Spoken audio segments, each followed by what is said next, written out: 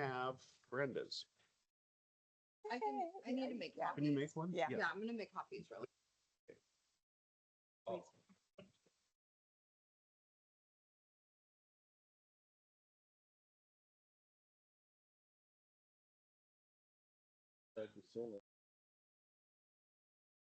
Now you got me looking at chords every. Someone's gonna trip a breaker. Yeah. Oh, Lord. Front and center, Rob. Hell, it's go for a spot, right? Oh, Yeah. Oh, I'm the one that roll in another. Chapter 4 is so done. once we open up the, well, open up our meeting for planning. There's a perfect seat right in the back. Just like, is it worth? Really? It's gonna be. So funny you should move. I don't know. With the hour, it keeps me. Sleep. You know? Or you just sit around. I and mean, these things up. yeah. It's, So yes and no. yeah. Hey, Sweetie. Joe, I forgot what your name. Hello there. How you doing? Oh, hi, Chris. How you doing, man? I'm ready to get out of here. Study, you mean, understand how that study works. Not. I don't get mad very often, man. I'm gonna get up and walk out. All right. Waste my time. I'm just.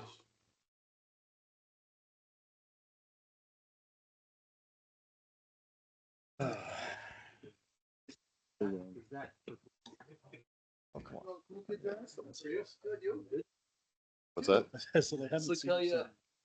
Oh, yeah. I loved it, man. Two Like, at seconds one on point- the ice. At one point, like everybody was in a fight. You're like, that guy looks dangerous, so we're gonna attack him. Yeah, that's one of the best games that we've been to. Can I print it out? No, I don't need one. Okay. Oh, yeah. Yeah, I was like, So I was waiting for him to actually. I guess I can if they write out. Show Colin where he's gonna sit. You got a motion anything? I know a whole lot about it, to be honest with you. I just go to. Yeah. Hot dog every now and then. I did find the perfect beer getting spot though there. It's like a lady that's in a window by herself and like nobody goes there. It's by the window. No. Just nonstop. Yeah, Oh, shit. it's great. Like maybe two people. Not for you. I'm saying, look for it next time. It's next to like a hallway. And then she's like this little window, like right here. On It was what like- side? Hmm? On the entrance? Entrance is, let's see, Did you send me one? Because I don't remember seeing. underneath the boxes. There. Hi. I don't think that. Oh, that's all good. I'll look. Huh? I said, I don't think that. On the opposite side of where the flags are. Oh, So okay. the flags are on that side, so Okay. it's over here, back like over here. On the next day. Look for it next time, man. Like a maybe 2-minute wait, most. Yeah, Oh. I did, and I appreciate it. I'm like, yes, he's real. Staying The hydrated. concern was There. release. We got all like, no. It did? You're not doing that. Okay, that's kind of what. Not showing where all the lines are. Maybe they were going by the law that we were last meetings. Act natural. Deal. Officer Dudley. Just like you follow Said me no one ever. around. Act natural. Oh, cool. So if I provide her. Thank you, Councilman. Finally got my computer all set and done. Yeah, but first figure out where you. Mr. Topher. Good evening. Their intention. You got one on you? I don't. What? What's on the agenda? Their intention. Hey, come in here. I was gonna print out some. Hopefully. Oh, no, I've seen over there. How's it going? Good. Entire city. No, we got full cards. See how long it lasts.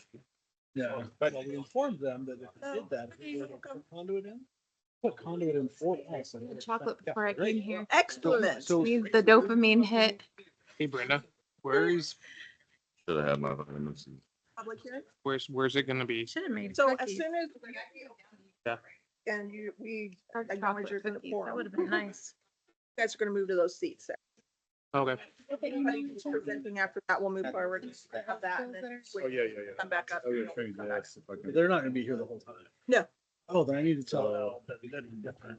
Yeah. When he does his presentation. So No, so yeah, he'll be up here. they calling for a public hearing or are we calling for a public hearing? everybody, you have, Yes.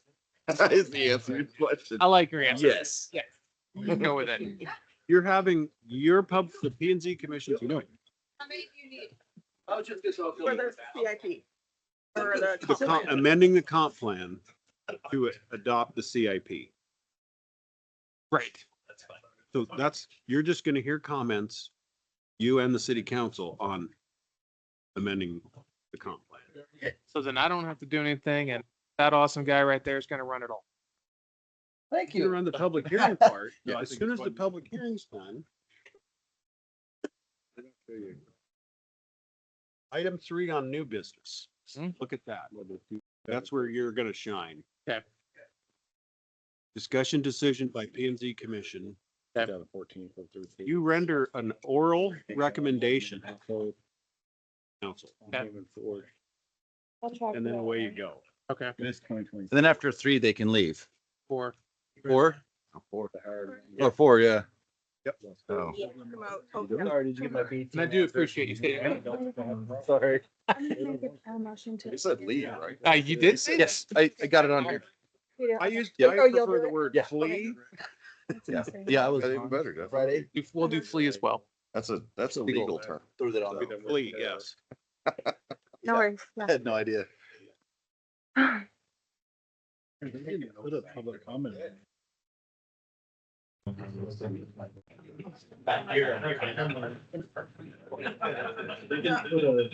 I was gonna throw them in the basket. Thank you. They caught that. Oh. No. Public hearing, then I'll get through. Yes. Yep. The only reason I come, I get to. Well, the 1 and 2 that, well, I'll explain it. Yeah, you're good. I'm good. Shouldn't need my laptop.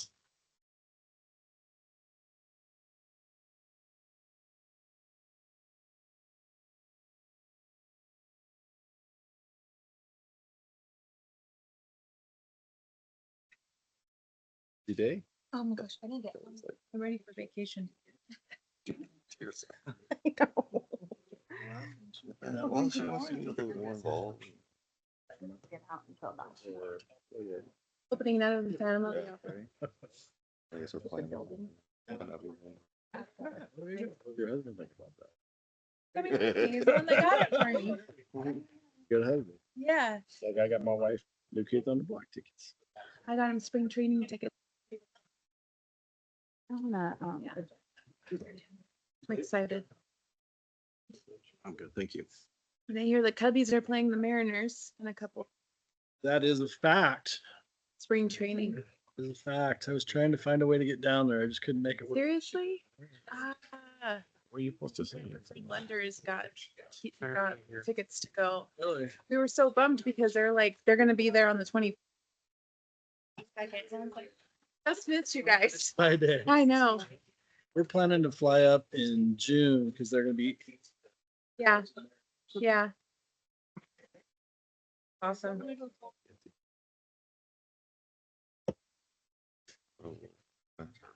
Right?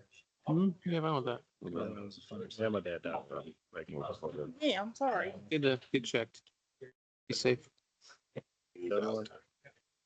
For the ordinance. We only need the teams if we're presenting. Yeah, drink this meetings. Oh, I've heard it. You got snacks too, Councilman Sanders? Just drinks? Sugar and caffeine. There's that original. This is incorrect. It's chicken. I got one. Incorrect. The how the As it applies to. this one. Okay, so Okay, yeah. Yeah, okay. Oh, you said you had a steak. No? steak and a sweet potato. Need to get a copy of that. Yeah, free. Yeah. Active feet, so they, get you down. Then I mean, I cooked it yesterday. So. Going for the reverse here.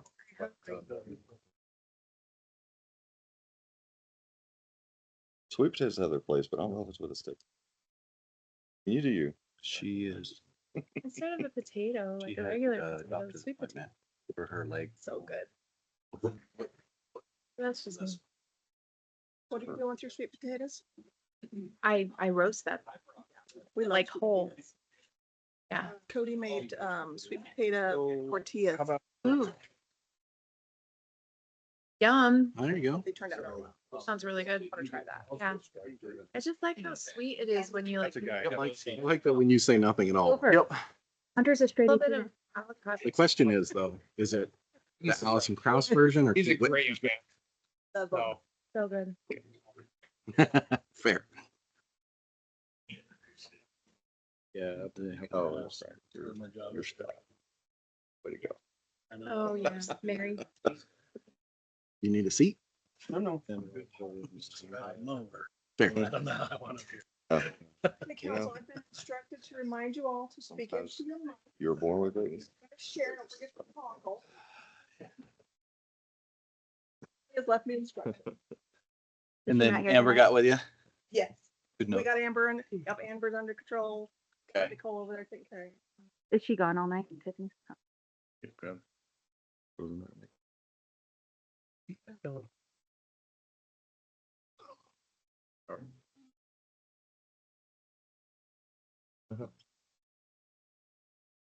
No, I see how I gotta behave.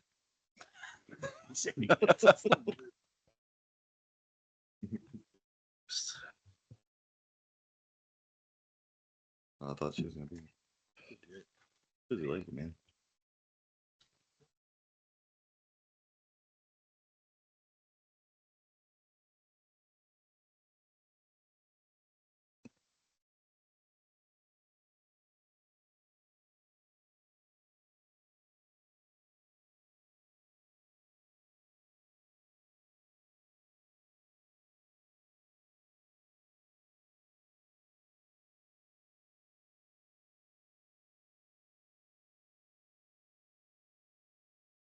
Brenda, did you hear anything about Erica? I've not heard from her. We told her at 5. Freaking wake up. Told me. I Well, they had an emergency. thought it was 5:30. I mean, I guess she could have emailed me, but I haven't.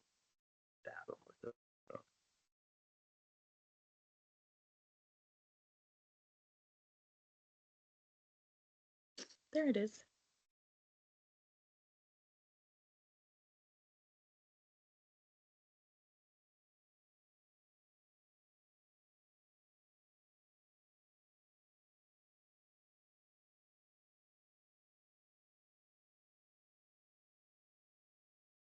Are you ready?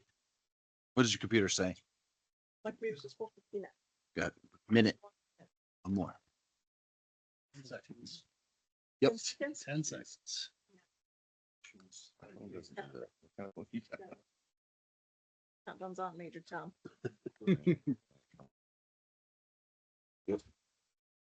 Good call. It's 5 o'clock.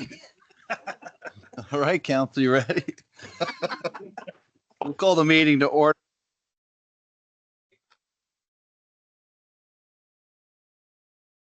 We do Tiffany Brown. So, Councilman Harjo, Present. Councilwoman Workla, Present. Councilman McCarthy, Present. Councilman Sanders, Present. and Mayor Sykes.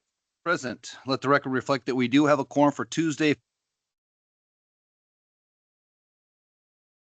Chairman Waller, go ahead. All right. Planning and Zoning Commission.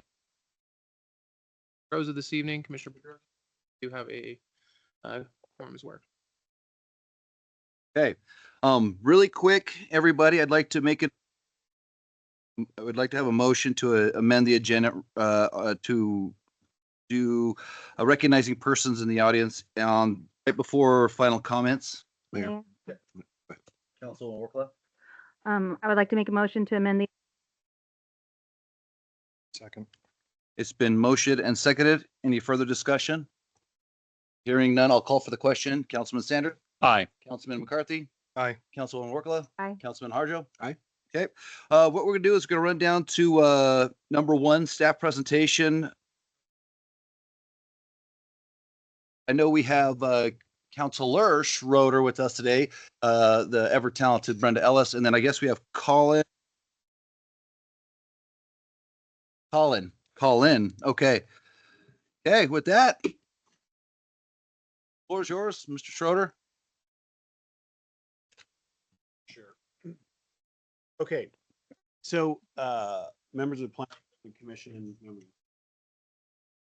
what you have before you, as you see on your agenda, housekeeping things in order to facilitate the city being able to adopt the county's capital improvement plan with a view toward eventually doing an intergovernmental agreement to following along with that or paralleling it at the same time is an amendment city's capital improvement plan to cure two statutory defects, one of which is land use assumptions and the other one being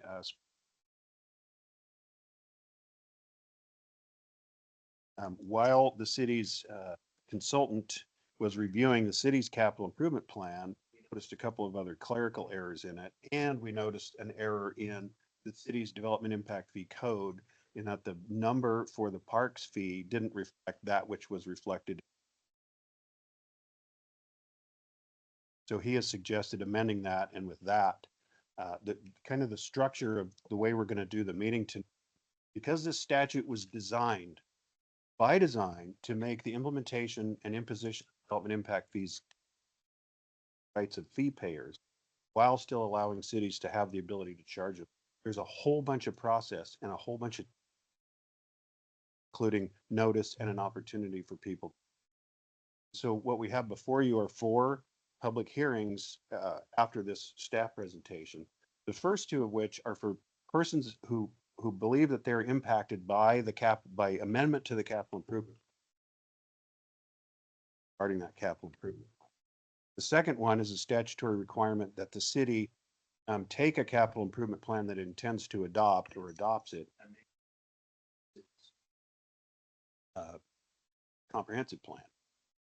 And so with that, that's the third public hearing. And then the fourth one is the amendments to the city code.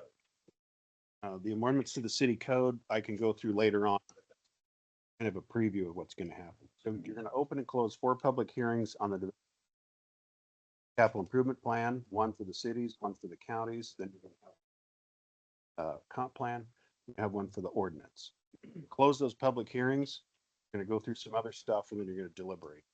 That I'll turn it over to Colin, who's going to talk to you about the amendments to the city's capital improvement plan.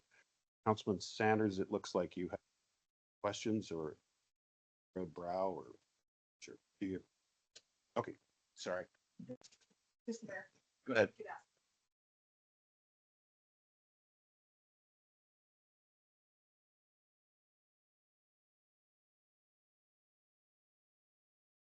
I'll take the seat. A lot of seats here now. Yeah, thanks, Jeff. I'm Colin McElweeny with this.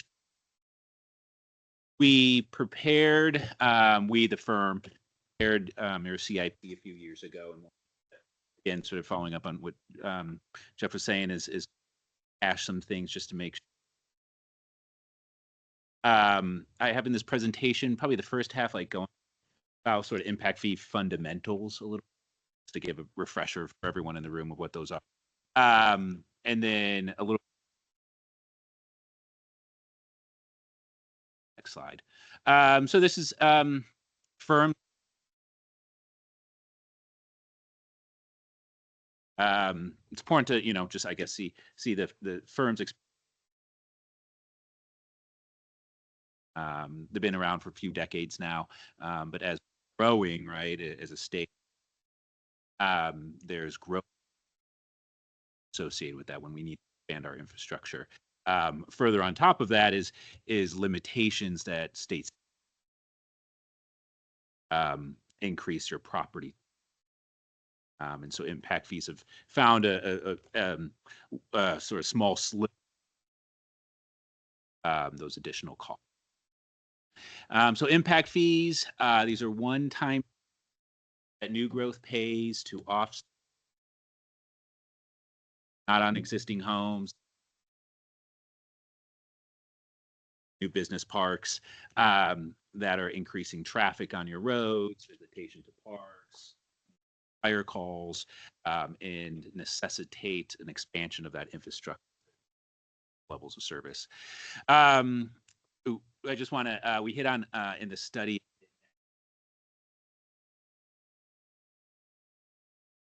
not going to see impact fees everywhere, but because we want to show that there's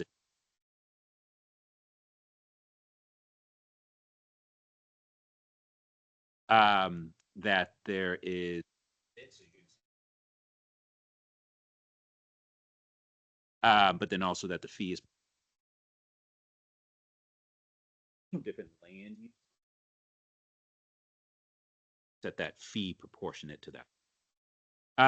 Other things about impact fees is statute. This is strictly public facilities, expanding that sort of brick and mortar associated with. So, grown a whole bunch. We need more officers, more firefighters. State statute just limits us to sort of that narrow those dollars. Examples here. Net new playground could be, funded 100% by impact fees. Just that one-to-one replacement, that rusty.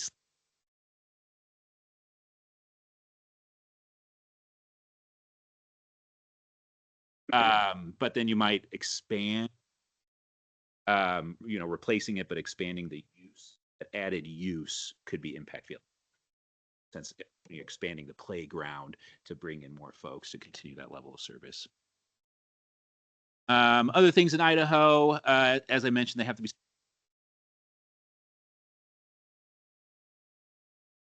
The attorneys haven't defined what extraordinary means. So I think it's important. County fire district that has impact fees. That's helping guide where those dollars are going to go in 8 years. They're kept in separate revenue funds, so they're gaining interest in special funds separate from your general fund. Because importantly, you want to make sure that there's a level of transparency with these general fund, which is going to the fee eligible. You need to have an impact. They review a handful of things and should be required to have a capital improvement plan, so they'll kind of go hand in. Impact fees are kind of the funding arrangements of capital improvement plan projects. Have to update this year. So you're actually coming up to that point. But this effort was really more of a bring things a bit more consistent with state statute, let's say. I end this PowerPoint by noting that the city should start thinking about doing your comprehensive 5-year update, just following within the state statute there. The public facilities that we fund, and it's not everything under the sun for, so it's utility. Your impact fee advisory committee would made up of at least 5 members of the public. And I think, that's sort of just following state statute. And I think that's important because, they're looking at some, but also as these fees every year, kind of, inflation is also moving the cost of serve, the cost of building a new fire station, cost to build a new road. And so your impact fee that folks on the development side of things provide input on, hey, if we adopt it at this level, right, that's going to stifle growth. We haven't really heard that yet in Idaho. And then when they meet once a year, impact fee funds, just seeing the cash flows in and if dollars are being expended, that they're being expended appropriately. So this effort, the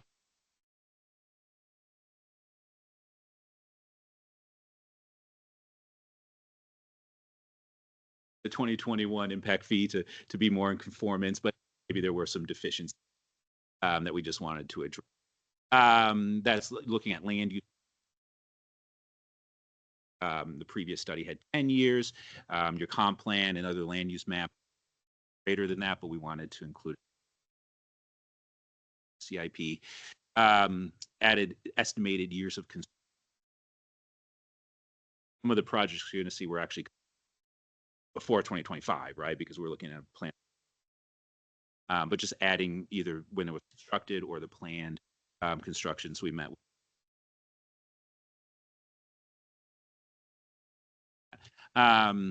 There were a few. So that did actually move the. We're sort of going into the consistency there. So land use assumptions. So in this case, picking back.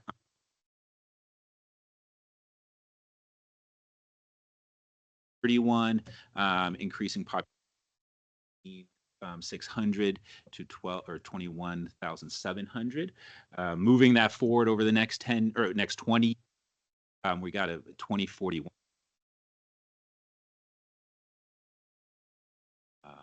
And on the residential, just on the residential side, because this is also a fee on new development, new office, industrial development.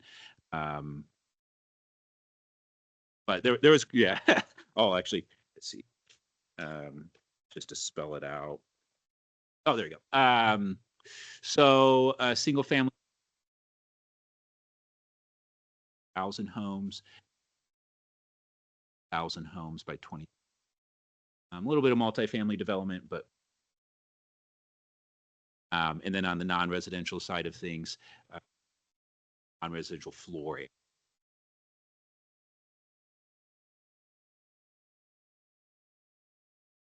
area. Your police capital improvement plan details, guiding document of where those hasn't changed, right? There's still add that sort of second column there, estimated. We still had needs at the facility. That was all sort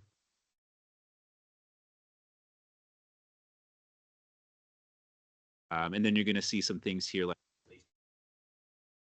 in that sort of one-to-one replacement isn't impact fee eligible.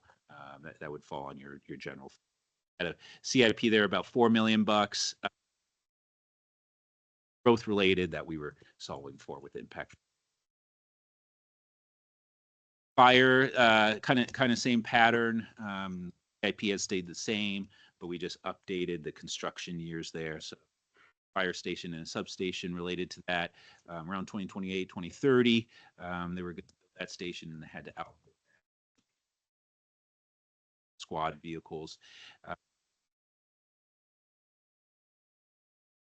Now, and then six was at 4.5, 4.6 million. We're trying to capture with impact fees. Parks, along with adding the where the dollars, not just saying park amenities to support growth. The 12th East being the location for a lot of those amenities. And you can see some of that is impact fee eligible, some like that recreation center, only a portion was related to fee. When I'm saying growth, it's basically like 2021 and beyond, right? Growth had occurred, but we can't claw back dollars. That's collecting an impact fee on that future home. We only have to look at costs related to that new demand. In this case, we were going hashing through your ordinance and in the CIP, there was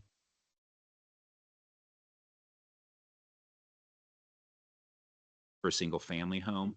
I think they sort of switched the $16. But also on top of that, the study support single family $1,549 in a multi $430. And we wanted to make sure that the ordinance, sort of impact fee advisory committee, they put together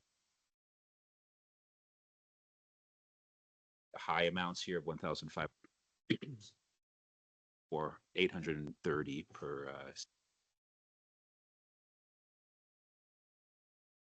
Street CIP added sort of construct. What happened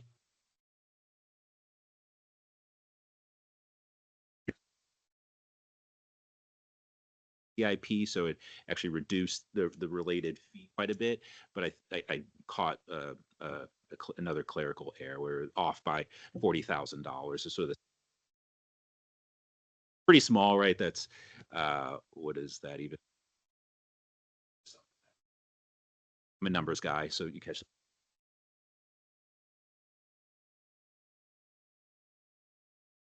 So the miscalculated total, over calculated by 40,000. Again, we were. I'm trying to do the math on it. I mean, is that 0.1%?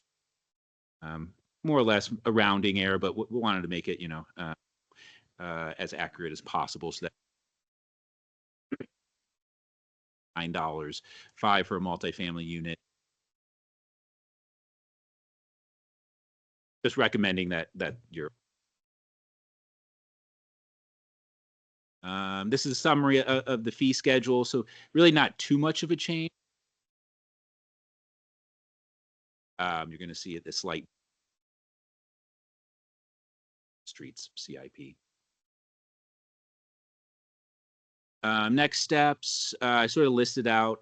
This is not all their recommend the impact fee advisory committee, but they, in that letter reaffirmed the foundation impact fees that of the infrastructure and required to support that growth, supported amending the land use assumptions.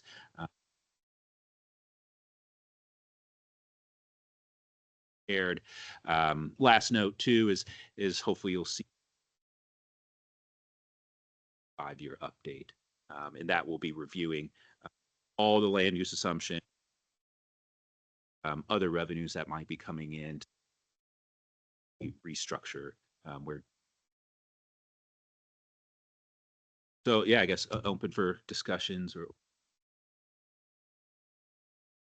but here for questions on those slides. Council got anything? Well, thank you, brother. Okay, sure. Oh, Councilman McCarthy? Any questions? Is for later discuss the CIP. Oh, is this the time now? I'll stay in the audience. Sorry to. Okay. Okay. With that, CIP. all right, Abby.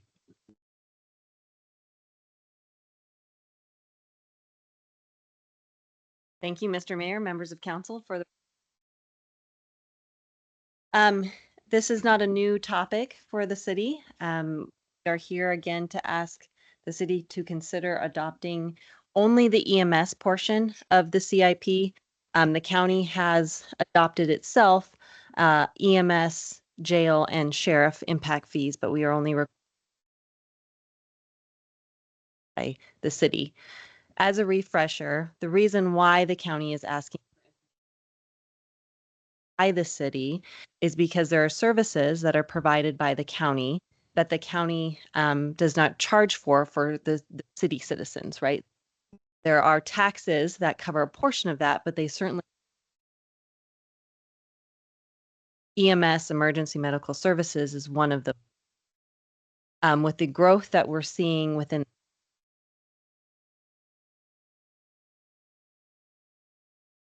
but the majority of the growth that we're seeing in the county is local city. So if we don't have impact fee for county EMS, growth is really not paying for itself in that scenario.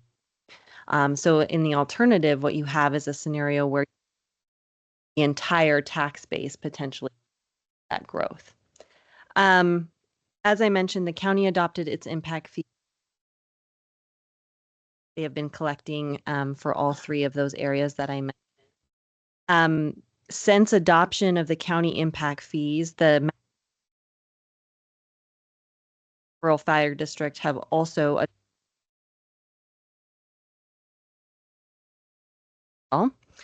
as Jeff already mentioned, the reason that we're here before the county impact fees. As Jeff mentioned, one of those items will be an intergovernmental that the city will have to enter into with. As Jeff also mentioned, there will be city CIP to adopt the county's CIP as it relates to EMS services and the proposed potential capital improvements that the EMS impact fees will or once they are collected. As Jeff also mentioned and Colin touched, part of the administrative items that the county has that were just discussed related to the CIP, the extension of land use assumptions for 20 years, as well as actually codifying for capital improvements going. What I would note for the city is that in the county amending the construction schedule for the EMS capital improvements, we really had to make some assumptions based on what has been current. So in other words, the assumption of what construction might look like and what improvements might be done first was really based on the fact that we haven't been able to be collecting city impact fees to date. I think as Alan can probably speak to if the council has questions on, once we start collecting impact fees from the city for the county, we'll likely see an adjustment to that construction. We're probably going to see actually for a west end station for but right now we really can't forecast city impact fees to go towards that, and that's not showing. So just keep that in mind as you're I think the other item that the county wants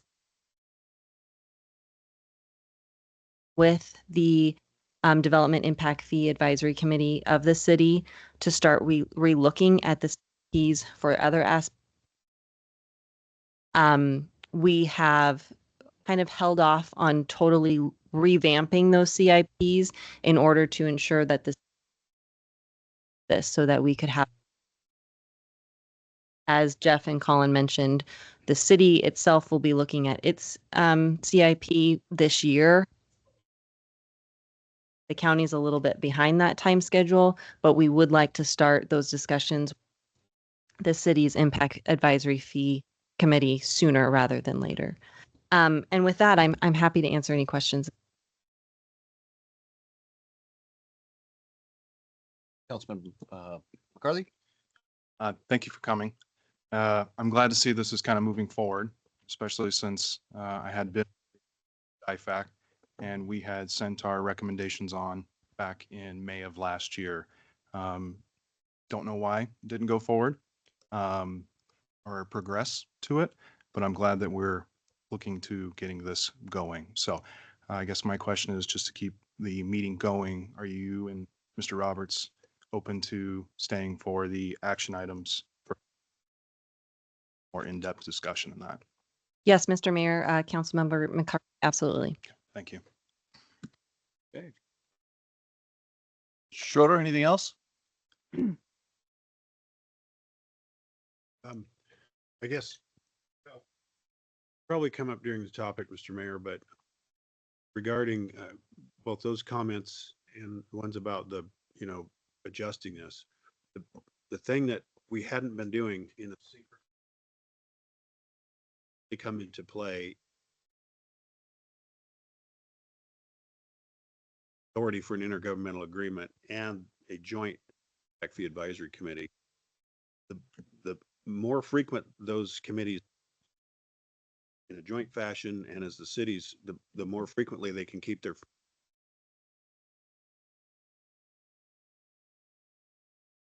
growth assumptions exceed or are overshot or undershot, they can adjust those fees and adjust the CIPs as necessary.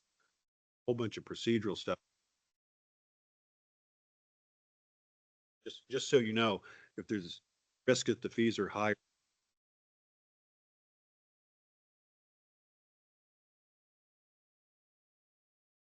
Perfect. The DIFAC committee and the planning and zoning, thank you Thank you for expediting this. We've been, obviously, when we found out that our CIP wasn't up to snuff, you guys jumped. For that, I thank you and trying to get this over the finish line as well. Councilman Schroeder, thank you. Councilor, I know you've been a part of this as well. So with that, we will, I'm going to start the public hearing, or you want me to wait? Just had one more thing I forgot to mention. Back to Councilman McCarthy's question.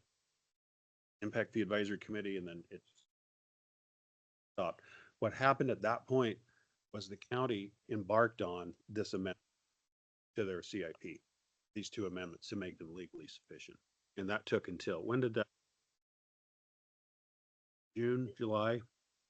Mr. Mayor. Late summer. Yeah. So that's what caused the pause, is we couldn't consider, was my advice to this body not to adopt their CIP until theirs was amended that we're doing here. Okay, with that, we're going to run. And then these are 4 public hearings will be conducted as follows. So there's 4. And then the first 2, if you want to come up and speak for or against it with evidence for or against it, that is where you to consider amendments to the City of Mountain Homes Capital Improvement Code. The public hearing is open. Do I have anybody that'd like to come up and speak for or against with evidence? Hearing none? Closed. We're going to run down to item number 2 to consider adopting a portion of the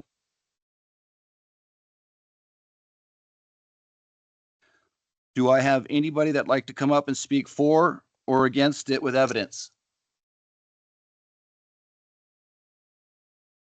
Opened, we're going to close item.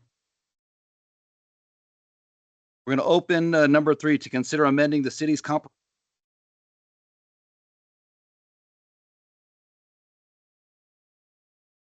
Do I have anybody that'd like to get up and speak for or against this one? We are going to close this one. We're going to close number 3. We're going to open number 4 to consider amendment.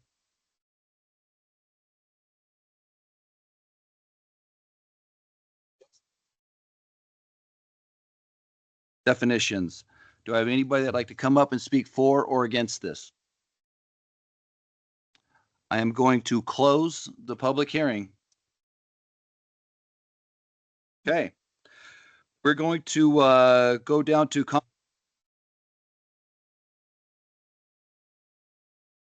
any contact with any person regarding items on the city council. Mayor. Councilman Harjo. No, I myself have received several letters.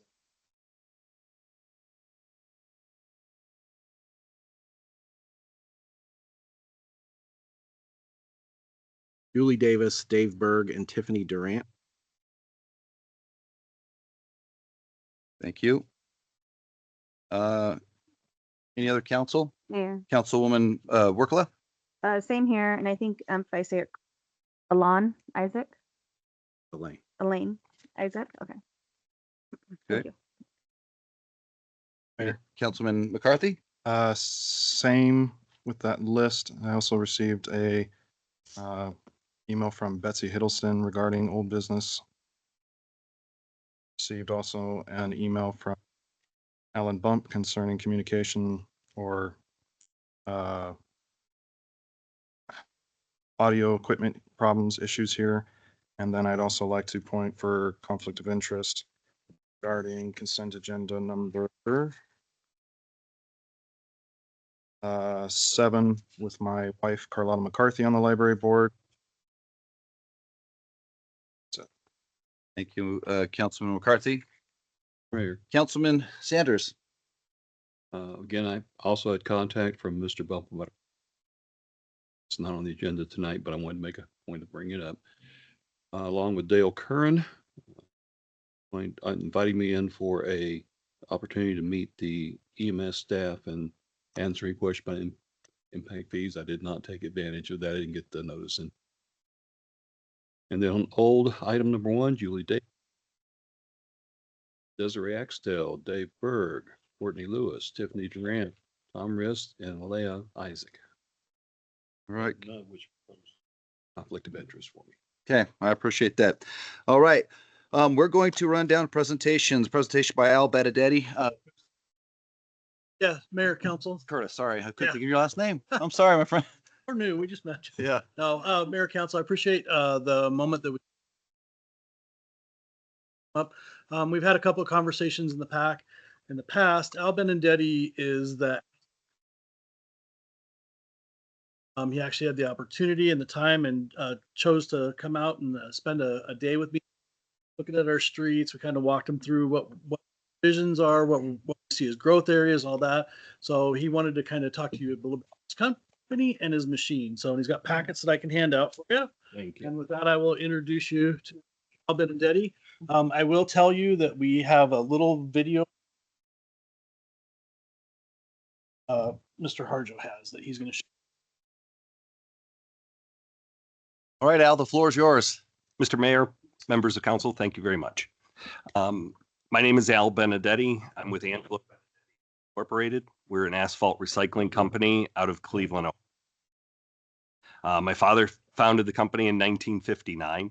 So we've been around for almost 70 years. And this is all we do is asphalt recycling. He was the inventor of the first heater planing machine.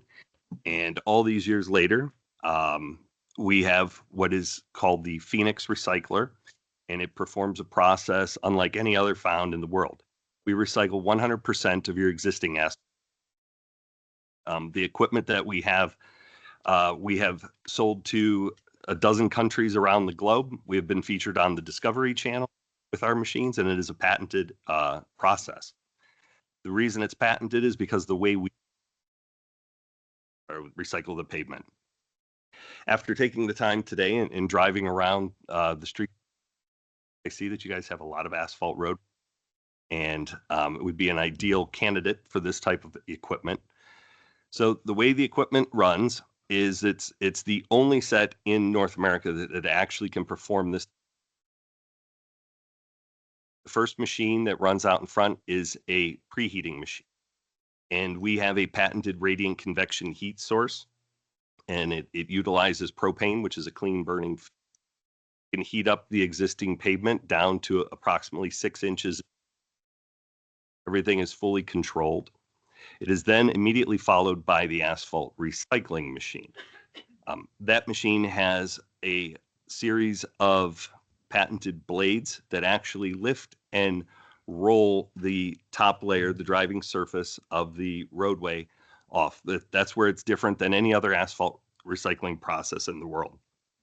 We've developed a way to be able to remove the driving surface without fracturing any of the aggregate. When you fracture the aggregate, you lose the structural integrity of the road. So by means of keeping the aggregates whole, and we introduce an onboard asphalt plant. So we break down the material, all your aggregates are whole. Asphalt is 100% recyclable. So therefore we load it into a plant, just like you would find at a production facility.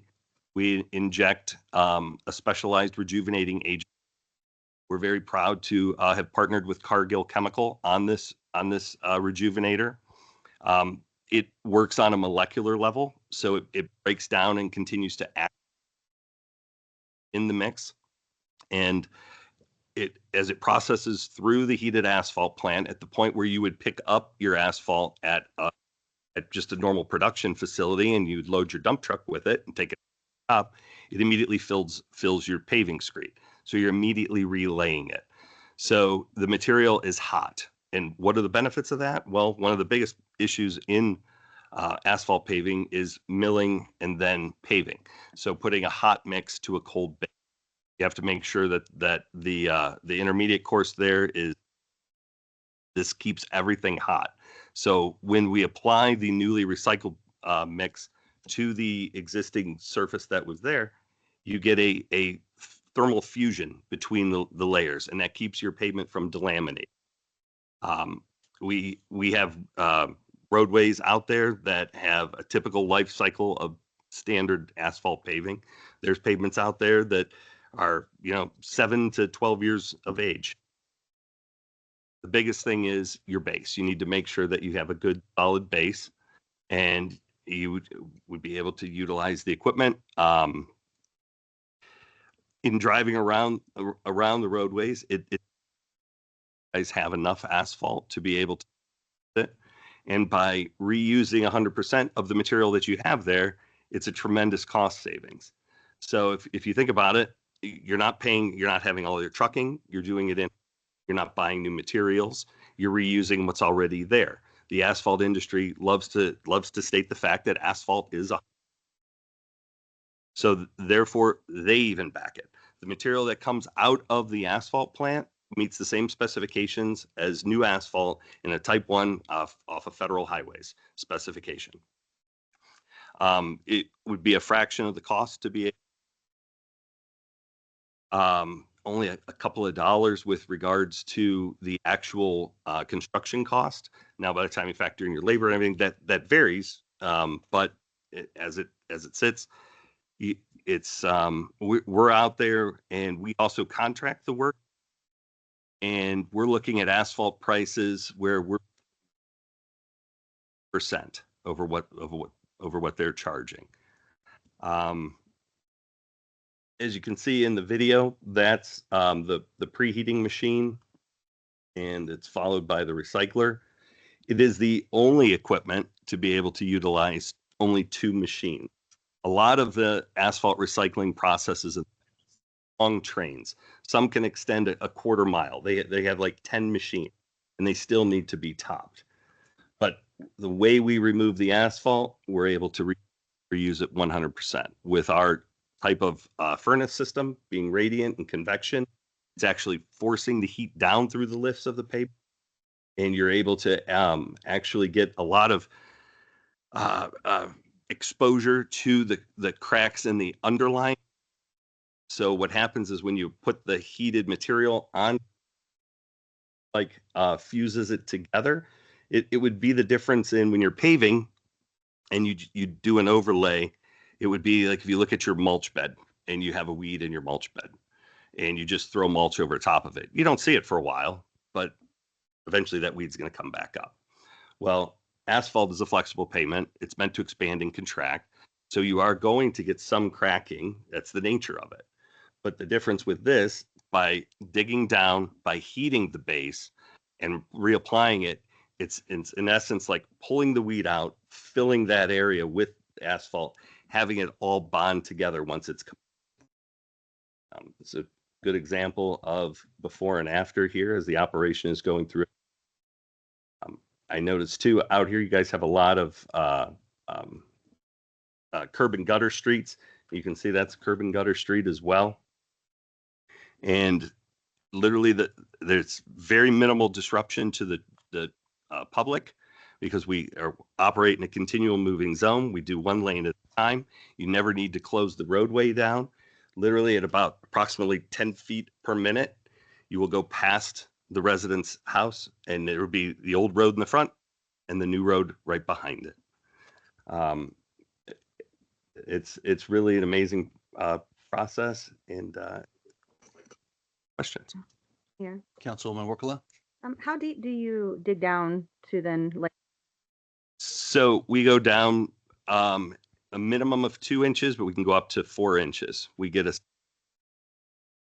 our sweet spot is about 3 inches if you have that. But yeah, anywhere from 2 to 3 inches on average, minimally 2. Councilman McCarthy? Just a quick kind of add on to that. Is that asphalts or are you actually?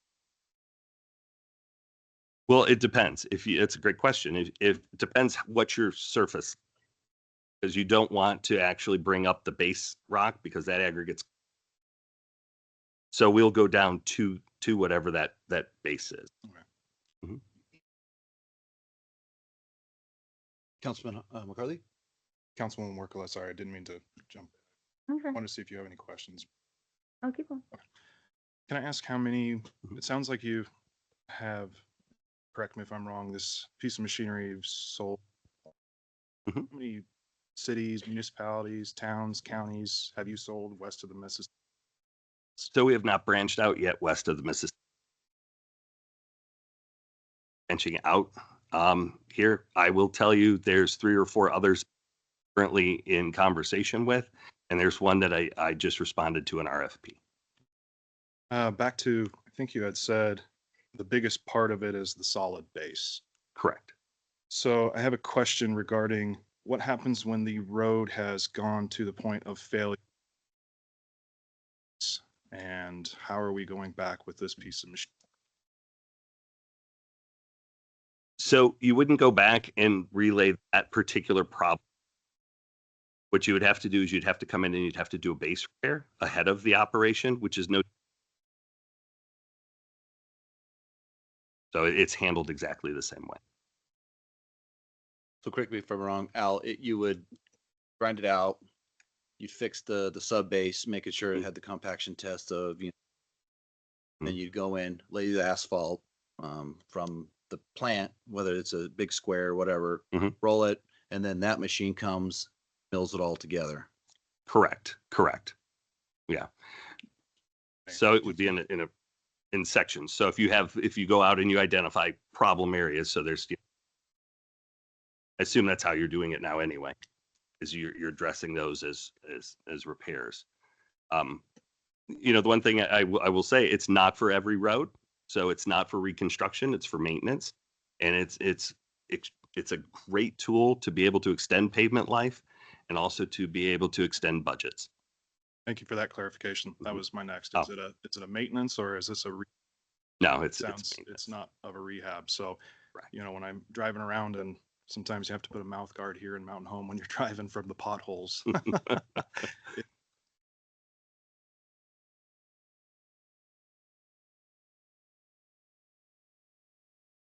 It's not one of those that we can mill and lay right there in that spot.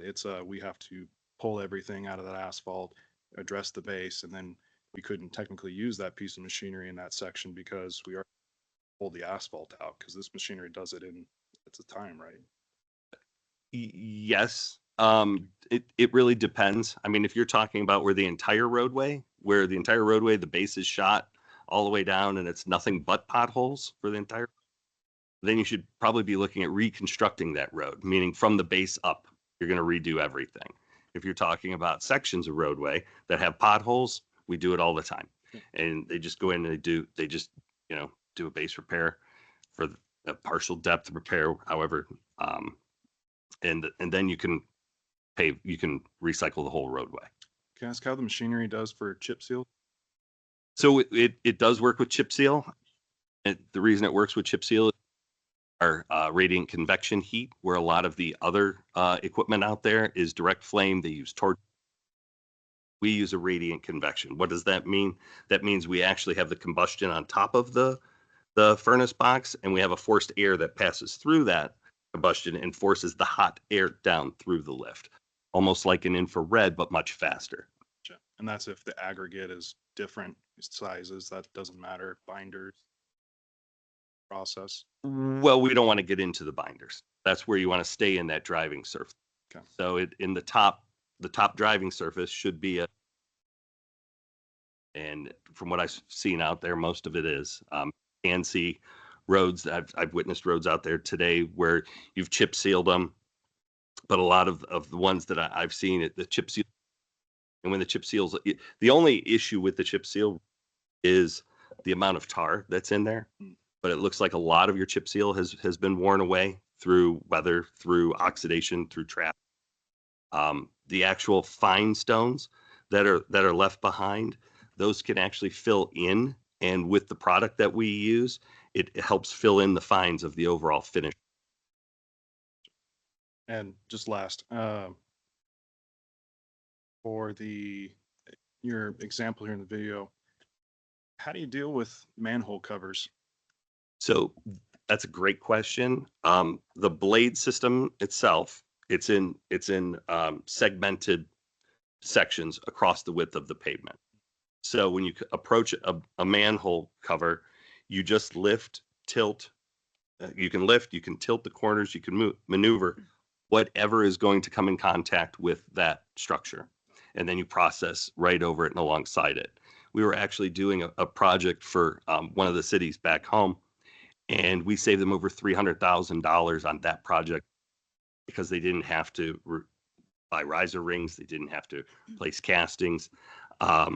They're they had it was a very positive write-up, because also too, they have a habit, as most cities do, when you mill out the road, it'll stay there. The residents have to drive and avoid all those obstacles that are now in the roadway. Well, this particular city had an issue where they had a heavy rain and it created a skid problem, and they had an accident where a car hit some of those so they thought that this was outstanding because we were able to avoid all of that, not to mention save them even money they weren't counting on. And the machine doesn't use on cement, correct? Correct. Yeah. I wish it did. That'll be the next one. Thank you. Okay, so asking those questions, Mhm. Have you identified with Chris what's the percentage of roads then we can actually use? So we looked at how many roads today?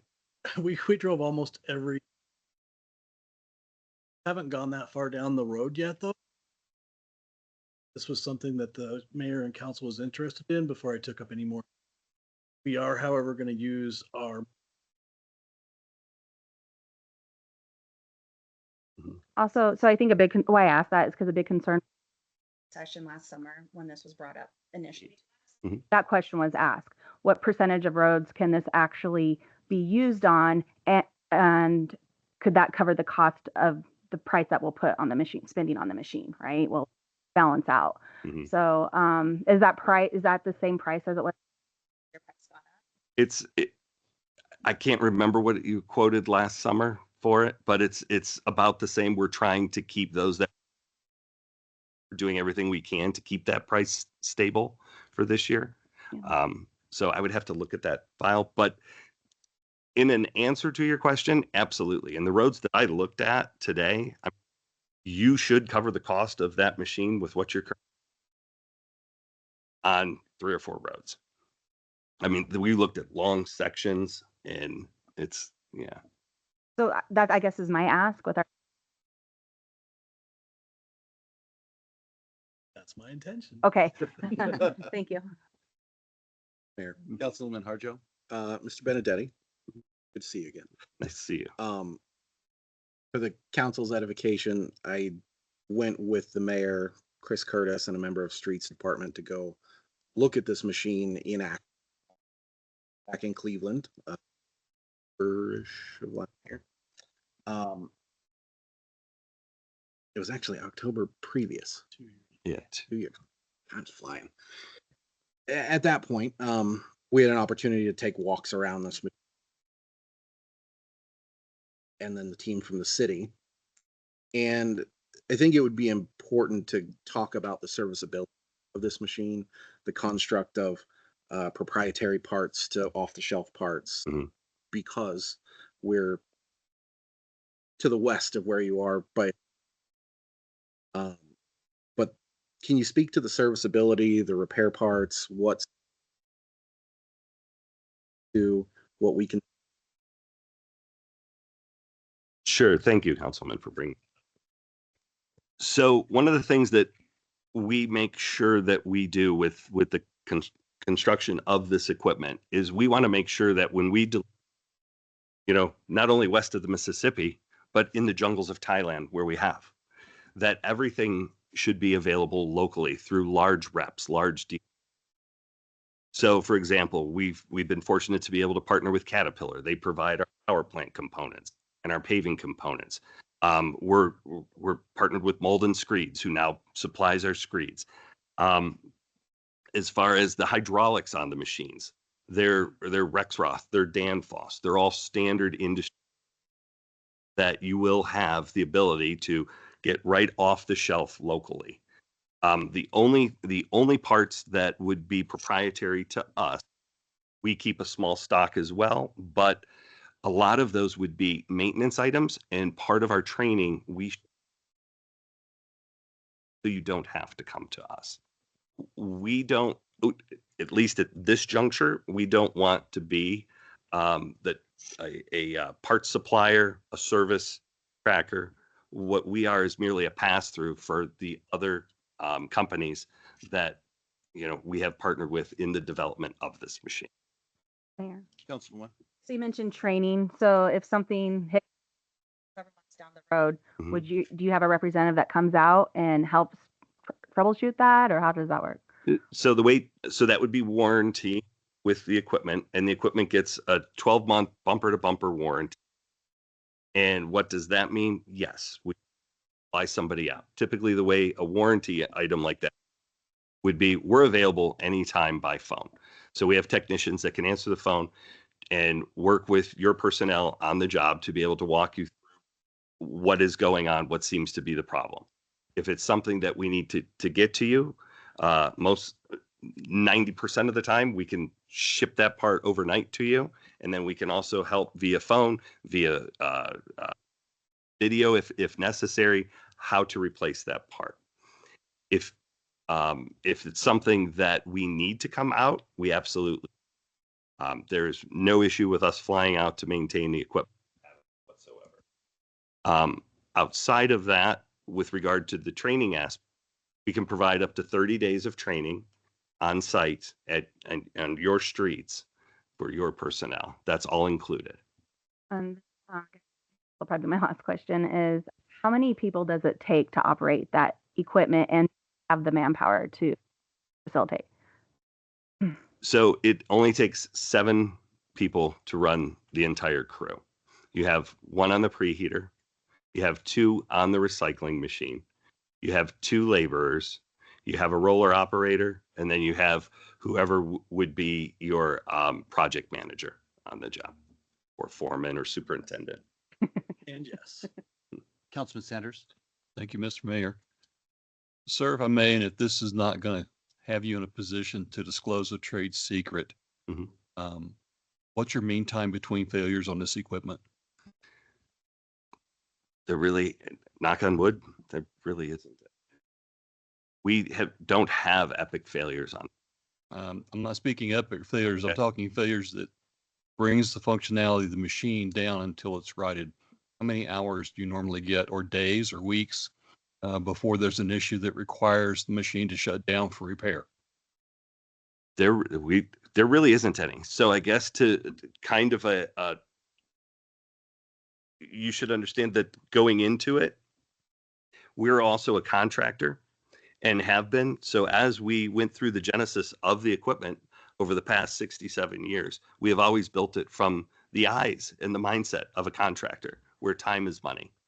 So anything that's electric has a hydraulic backup. So you have, if you have an electrical issue, you have a mechanical. So in doing that, we have over-engineered a lot of the components. A lot of it is heavy duty. And we really don't end up with issues where we have something go down where you're going to be out any sort of considerable. And what is considerable to me is because if you're looking at it as a contractor, you need to get down the road. So, I mean, we've been very fortunate that way. And Mr. Mayor, follow up. Sir. The rejuvenation product that's used to bring back the It is not. You can purchase it from Cargill, and and that's what I would do. Is I don't want to be the seller of that. Work with Cargill. I would bring forth the introductions, and then you would have your own access to that. So then Cargill is the sole proprietor for that? For that particular product, yes, but I will say there are a couple of other products that over the last, all over decades that work. It's just this is the today. Thank you. All right, council, any other questions? Al, thank you for your time. Thank you, Mr. Mayor. Thank you, council. All right, we're gonna run down the consent agenda. Council, is there any Thing on the consent agenda that you need to have more clarification? Full Mayor. Councilwoman Workla? Okay. So I'm gonna try to be kind about this, Mr. Sanders. I don't want you to think I'm attacking. I left my body armor at home. Go ahead. Okay, okay. All right. So on the expenditure report for a vehicle, right? So I Correct. asked a little bit about what that was, and I saw mentioning that you went to the PNA in Washington. So I emailed Tiffany and I asked, what is the total cost of that trip? And the reason why I want to know what the total cost of that trip was is because I do understand the mayor has full authority to sign any council member for ventures if it's within his allotted threshold. But the questions I would have is, if we are paying full time for an economic developer position, why did a council person feel that they needed to use a taxpayer's money to go on this trip?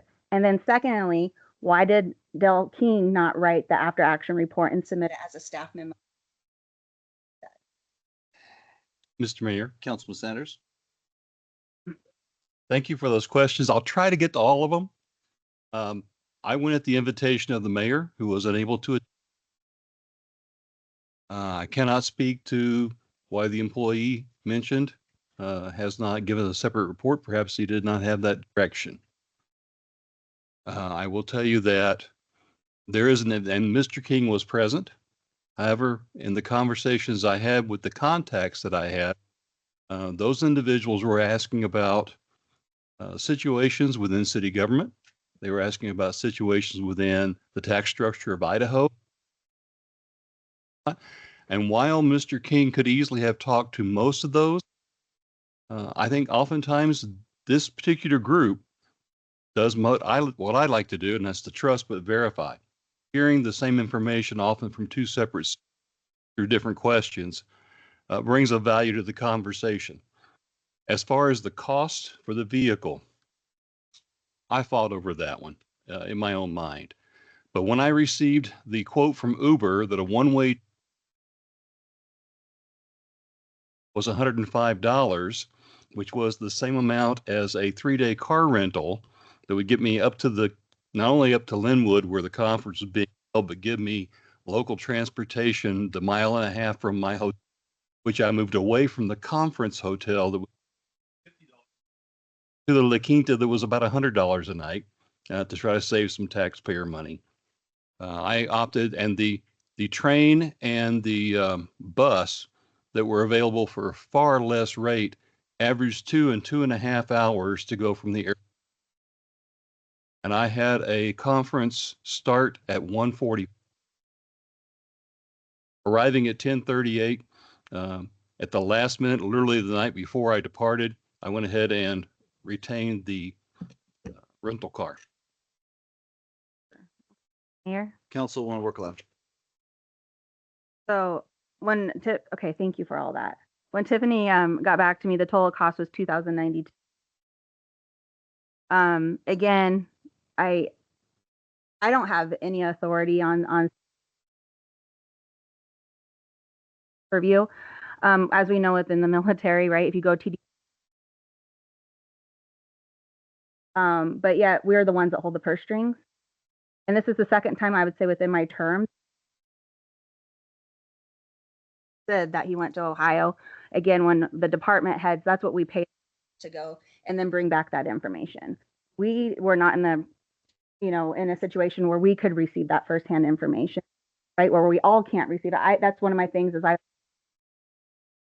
because then what I see is one council person may go, they interact with the we'll say a committee, they'll network, the company, and then again, the rest of us who have to make decisions on that, the financial to that firsthand experience. I'm glad that Mr. Benedetti was able to come. But again, that's what I'm just doing is my thought on that, and that's So with the consent agenda, council, is there further consideration, or do I have a motion to approve the consent agenda? Mayor, with Councilman McCarthy's conflict. No, non-conflict, sorry.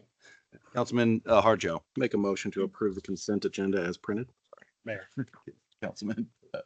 No, sorry, I kind of didn't get to get quick enough on that. I would ask if Councilman Harjo would open to amending his motion to approve the consent polling number 6. Yeah, I will amend my motion to approve the consent agenda as printed, pulling. second. All right, council, it's been. Hearing none, I'll call for the question. Councilman Workla. Aye. Councilman McCarthy. Aye. Councilman Sanders. Aye.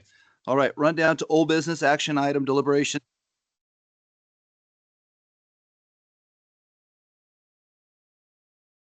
Urban Renewal Board for an additional 4 January 31st, 2029, authorizes the mayor and council. Councilwoman Workla. Thank you for being here today. for Absolutely. me. Honestly, I'm going to read what I wrote. It's going to help me thought in one way here. I am all in support of continuing your appointment as your. I don't see why we need to. There's 4 years left, and then it sunsets. Correct? 5 years left. 5 years left, Pardon me, 5 years left. and then it sunsets. Correct. Well, okay. Go ahead.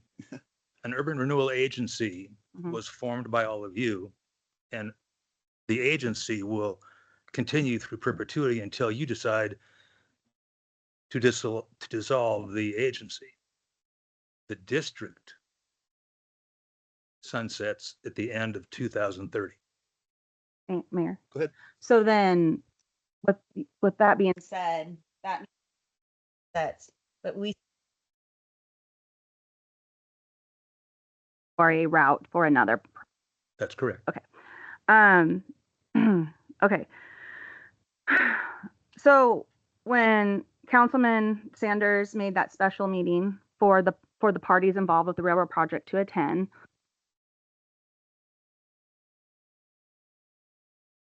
the mayor said that either people were too busy to come or they had nothing more to say. Which one were you? I had a prior commitment that you mentioned it to me, Mayor, the day of the groundbreaking. Yeah, and you were gone. I had another commitment that next evening.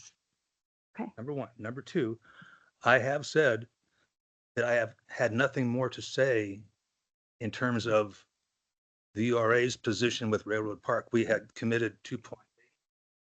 And then late November, early December, Councilman Garvey came to our meeting and we appropriated another 360,000. We were tapped out of money. And I wanted the project to move forward. Okay, so with that meeting that we had, did you watch the meeting? I did. Okay. With that meeting, there was a presentation done by Councilman Sanders stating that if we just hold off until the URA get paid again this summer, do you get paid in July? Is that when the district gets paid? Tax revenues come in throughout the year. Check Big check. in January and the second large check in, well, after I don't know, later in the fiscal year. Okay. Correct. So with that presentation, it showed that if we just waited until the second big check later in the year, let's say the summer, URA, the Railroad Park would have been fully funded. Right now, do you know what our in-kind work is? I do not. Okay. So I did the math a little bit and take one full-time city employee over the 8 months period. It's one city employee working full-time over 8 months. That's not fuel, that's not equipment cost, right? That's just for labor. So part of me is having a little heartburn with this because I asked at our last meeting to Chris Curtis, when will this in-kind work stop? And they said, we don't know.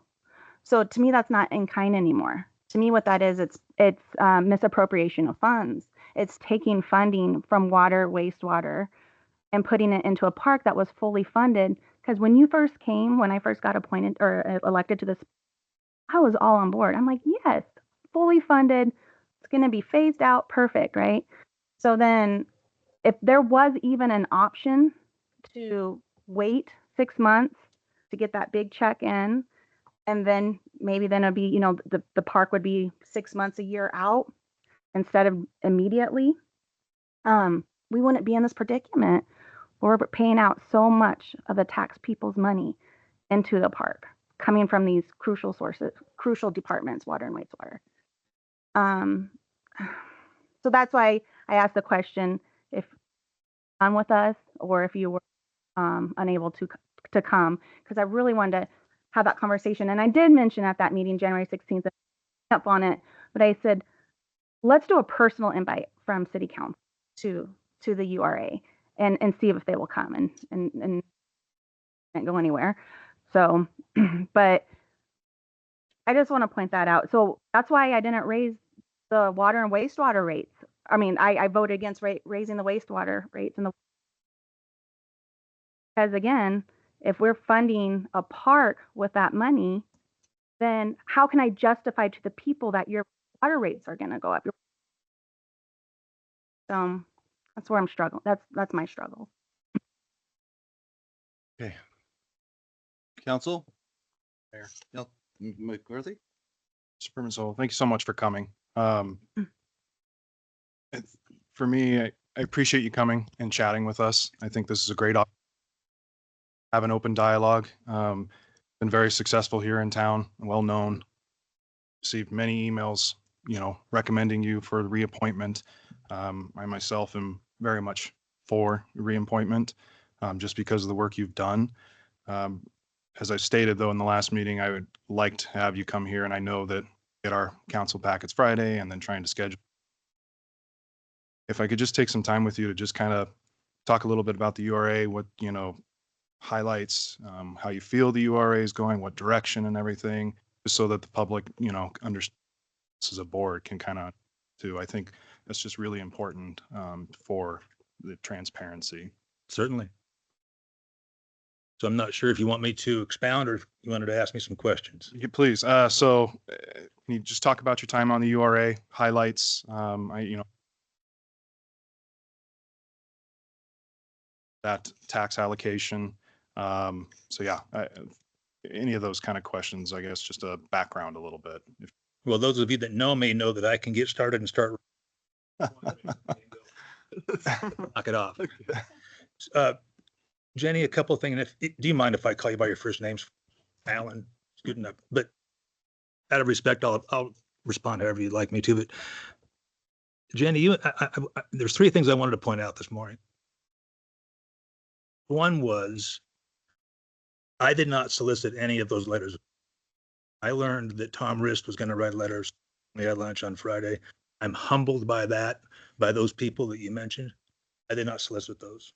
Number two, if there's a perception that I didn't want to come before at that January 27th meeting, I didn't learn about it until 11:53 when Rich said, and I had another commitment.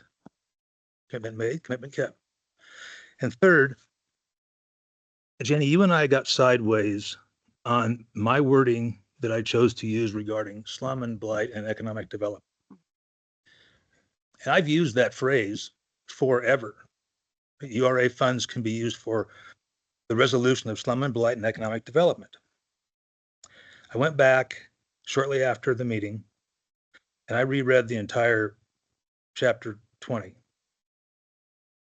And I saw something in there that I never had seen before.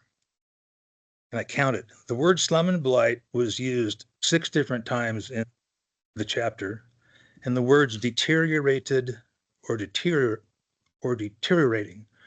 were used 16 times. And I walked away from that discussion we had I can see where that could be offensive to some folks, suggesting that there's slum and blight in a community. There's no slum and blight here, but I think we could agree that there are some deteriorated or deteriorating areas that the dollars from an urban renewal could be used for. And that's what we've been doing forever. You know, URA was created back in 1965, Idaho Code, Marathon Cheese back in 2004, 2005 is making decisions to put a cheese plant, packaging plant in Mountain Home, Idaho, someplace in North Dakota, and someplace back near their headquarters. Ron Swearingen was the economic development director at the time, and he worked with Mayor McNeil, who worked with Helaman Burke, at that point in time would be Matt Parks and Ryan Armbruster, to form the Urban Renewal Agency in downtown Mountain Home. And through the code at that point in time, it allowed this umbilical cord from the revenue area, which is where Marathon Cheese is headquartered. The code allowed an umbilical cord to run down run down to the Air Base Road and downtown to the downtown district. It was brilliant. And so therefore Marathon Cheese makes a decision to come to Mountain Home. The URA is formed. It floats a $2.2 million bond to pay for the infrastructure to pave Marathon Way, the road, sidewalk, water, wastewater, to get power out there. A land swap is made between Stan Scott and the city to get the piece of property they want and need. And we have this corporation that headquartered in Mountain Home, Idaho, because people way before you and me said, this is a really good idea. In the meantime, as time has gone on, because a number of cities have not colored inside the lines, Hayden Lake, Nampa, Boise, Twin Falls, legislature begins tightening the rules of what you can use money for and not use money for. And Abby knows where I'm going. That umbilical cord idea, can't do that anymore. But it was brilliant at the time. And so Marathon Cheese has a tax base, I believe, of assessed value of somewhere about $75 million. And about our budget this year is like 1,000 comes into the URA, except for monies that are marked by code for school district, hospital district, Western Elmer County Recreation District, Highway District. It's the general fund monies that you would get or the county would get if not for. And so when it sunsets, then those monies will flow back to your general fund and the county's general. Meantime, we have this pot of money after the bond finally got paid off. The cash flow comes up to, I think, I looked at it again today, about 510,000 is our positive cash flow after you take away the expenses of operating the agency that's used for economic development. And look what we have done. We have done downtown Mountain Home, streets, now the park. And yes, I was totally for, and I'm still totally for the agreement between Pioneer and the city, because they get branding and marketing for, I believe it's 25 years. The URA, not the URA, the city gets $2 million, which therefore takes away the $2 million that we would have had. Phased this out over the next 4 years. And now we can take that $2 million once we've paid our bills for the Railroad Park project and for Marathon Cheese, bring the additional power they need down to their new facility, which is a $20 million project, which will employ another 60 people. And we're able to repair, if you will, deteriorating areas and provide for economic development. It's brilliant. Yeah. Councilwoman. Okay, So Well, that's all news. I started to me. rambling. Well, no, that you're fine. I do the same thing. That's all news to me, as because when we when we had our little conversation where I kept saying, "Well, where is?" We don't know yet, but you do now know where that excess, the 2 Yeah, million. Mm-hmm. I have ideas of what I would like to do with the money, but nothing has been discussed in board meetings because we're not there yet. We got bills to pay. Okay. But I'll give you an answer. What I would like to see, and again, this has not been discussed with Chairman Valley, it's just my own thoughts. Right now, the Railroad Park project does not include that section of the park from Second down to Jackson. With me? Mhm. So therefore, the fence that goes behind the park that separates with the sound barrier, the railroad, the goal is to provide a sound break and also to have a good look behind the park. My thought is, okay, we've got $2 million in the future because we're not spending it on the current park. Figure out what's it going to cost to extend that fence, get rid of the old, take that all the way down to Jackson Street, pave that section where the chain link fence is now that's kind of a deteriorated area, bring a sidewalk, improve the sidewalk that comes off tracks at Jackson Street crossing.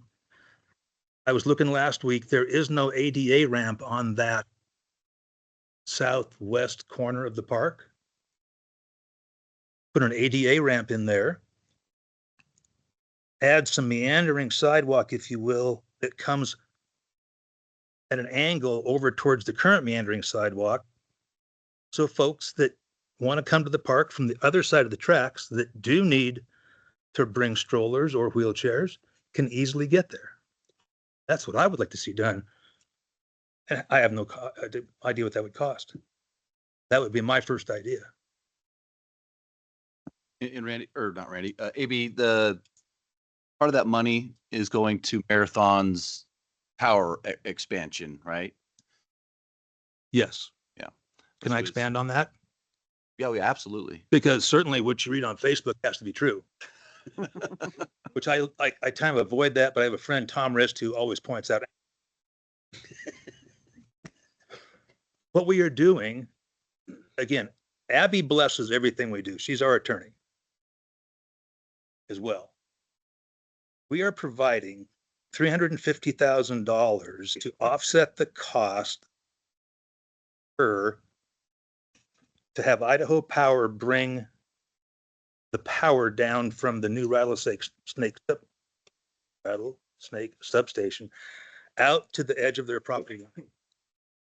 We are not paying for anything in terms of the Marathon Cheese construction that crosses their easement and property line. And oh, by the way, Abby said, well, and I'm not putting words in your mouth, but you know how I am, got to be careful. So we made a choice to oversize the line more than what Marathon Cheese needs so that anybody, Optimus Park, the racetrack across the street, or anybody else that wanted to power, it's in the public right of way. We were well within the law to do that. It's not specifically for Marathon Cheese. Would we have put power out there if not for Marathon's Cheese West to help and provide that? Probably not, but it made perfect sense to do it. Going to increase their tax base by $20 million and bring 60 more jobs to Mountain Home, increase our tax revenue for the last maybe 1 or 2 years of the URA, and add tax revenue to your general fund. It made perfect sense. But on Facebook, we're helping pay for Marathon Cheese's construction. Councilman Sanders. Alan, help me understand. Is there a physical restriction on where the work being done that's paid for by the URA? Is there a physical limitation on where that work can be? I see the maps that have the red area of impact, and then I see the yellow one that talks about the renewal area. Are you prohibited from spending money on work?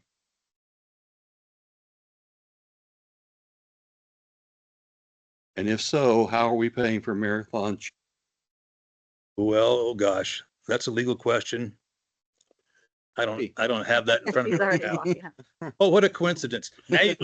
Now you can push the clock and start charging. Mr. Mayor, Member Sanders, so the answer to your question is that tax increment revenue can only district's boundaries include both. That's where Alan was describing back in the day. It allowed those two areas. So both areas are actually within the revenue allocation area. So Counselor, if I understand you correctly, the URA could consider ideas to improve infrastructure at the airport and be able to spend. As long as the airport is fully within the urban renewal district. Thank you. Thanks, Abby. Councilman, Carjo? Alan, we've received a lot of positive feedback towards your reappointment. Your institutional knowledge and prowess are something that I will defend wholeheartedly because I've spent 20 plus meetings of the URA at the firehouse or in this room back when it was here in the Brock Cherry days. I've been witness to it. Your historical knowledge, your business prowess, they are unmatched when it comes to this topic, quite frankly. And I think what we've heard today, I am going to make the motion to approve reappointment for Alan Polo as member of the Urban Renewal, expiring January 31. There is a motion. Do I have a second? Discussion. Because I don't want it to die. But Councilman McCarthy? I will second it with a little more discussion. Okay, it's been motioned and seconded. Is there any further discussion? Mr. Mayor, Councilman Sanders? Alan, when you guys get ready to kick around ideas, because there's no the number of folks who have come to me in the last, back before I started my campaign, when we announced Railroad Park, their two biggest concerns had always been, one, why there? They weren't against what was going in. They weren't against the ideas behind it. They wished it was a different place. And that was part because of their other concern was an active railway right next to a state highway. So as you're kicking around ideas to use that other two, if you don't do any more than put it on the board to scratch it off later, perhaps consider the notion of putting a skywalk across there that would allow folks to safely traverse across that state highway, much like we do for animals on the interstate. They can easily be ramped so that people with carts, wheelchairs can make that. The improvements I think we've made downtown has an excellent way of showing where the footings could go for such design. And it would, until we can have some perhaps project in the future that gets those 18 wheelers around town, it might be the safest way for youngest. Just a thought. Councilman. Alan, thank you again for that information. That was get a little bit of understanding of the URA. As I wait for Mayor, as you said, new councilman training, I've been kind of looking at other municipalities, and I see the city of Caldwell and their URA. They have kind of a broadcast their videos to kind of keep that open of what's going on. And I guess my kind of ask, and I'll just speak for me personally, is I hope that in the URA and us can kind of come together and talk about just ideas just to be open and, for the public to know what's coming and what thought is coming there. So that's just my personal two takes on that. So thank you. I have no problem with having, over a cup of coffee or here. But not to shoot myself in the foot. I'm a very transparent guy. And as the council pointed out a month and a half, 2 months ago, this issue with in-kind funding is not a URA problem. We were a funding organization. We've paid out, oh, Randy, I think it's like $190,000 to Dean and Associates and Land Group for that set of plans for that park. We're tapped out of money, and I understand the stress of I still believe that the best course of action was to move forward with park, accept the $2 million from Pioneer. Frees up $2 million for us to use downtown for something at the airport, skywalk, or whatever the case may be. Councilwoman Workla? So thank you. So this was first tabled because Councilman Sanders is the one that initiated that action. And then I asked him, did you have someone else in mind? Because I also believe in experience, right? Like, why uproot that? Because I feel like if we asked you to come, you would come, right? Okay. So I guess I go back to that. Who would replace Mr. Berman Solo? Councilman Sanders? Councilman Workla, I never sought a replacement. I also did not want to shut the door on anyone who might have.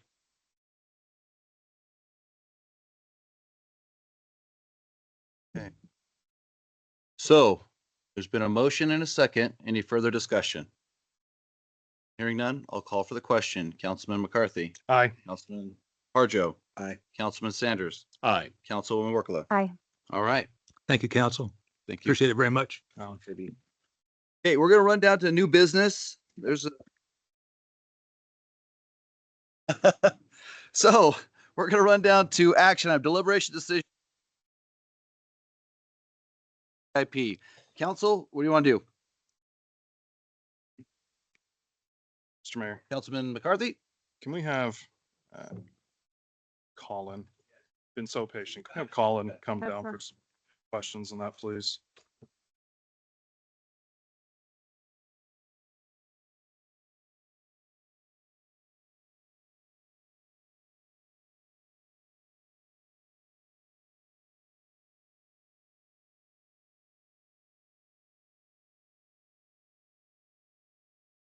Okay, thank you again. I know it's been a little bit discussions, but I do have some concerns with the CIP. I had been on the previous DIFAC, and for, I would say, the majority of 3 years, we had been bringing some concerns from experts on that panel. And so when I'm going through this update and I'm being told that we're adding dates, I think words are specifically be specific on that, because it's my understanding going through the old CIP that we had dates on there. We are just updating those dates. And I will use the example for streets.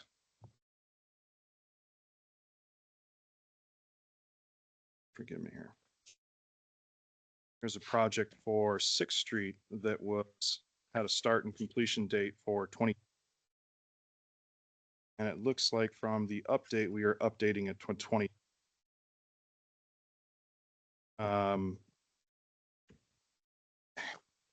Can you, before I kind of jump into that, a little bit of overview when it comes to a CIP, it's my understanding, and correct me if I'm wrong, that when we start development of a CIP, we're looking at services, right, before we go. And then we begin into what is the expected growth rate that we are going to be coming from growth. And that then gives us our plan for what we will need to keep that level of service. Is that a pretty basic rudimentary analysis, I guess? Yeah, that's very simple. So my question on this is, I know Tischler has gone through and addressed some of these administrative. I have the biggest concern of, for the last few years, we have not met the growth rate that we were projected in this CIP. And it's documented when we have certain reports. One of them was the first year for the, it talked about how it was at the time, Ms. Westcott, how it was believed that we would have 250 permits. However, when we came back that year, we weren't even close. We were under 1% growth rate for that. And so when we go looking into the building permits, this up, share my screen. Don't know if we need to, no, Tiffany's not here.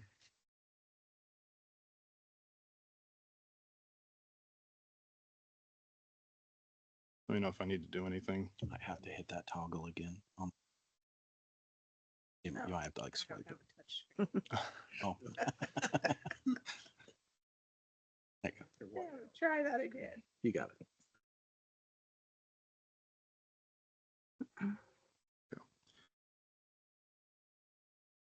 Here's the building permits that we have on there. Argument will be that building permits don't necessarily equal one unit. However, when we go back through the reports, we can see that basically it's a 1-to-1. There wasn't too many multifamily. So when I see 2021, we have here 71 new residents. Next year we have 42, which is even less. In 2023, we have 91. And then we had an uptick in that 2024. To me, this kind of comes back to we're not hitting that growth rate that we thought when this CIP was originally planned out at that 4%. And so while I understand we're trying to do amendments for these updating the dates, my concern is should we be looking at the growth rate now and going through and essentially what I see in my mind is kind of kicking the can and potentially opening us up for legal. Well, yeah, Mayor and Council, I mean, that's a great question. I think just taking a step back, we started this effort and it was presented, we could go one of two routes or two of two routes. The first one being a quick expedited process to make sure we're addressing some of the more urgent concerns this year, like probably in a couple months, to do the comprehensive update, which would address exactly what you're talking about. Yeah. So Counselor, we're gonna, actually, we talked about that today, actually. It was the growth rate and then the land use assumption. So that will be brought back to the body.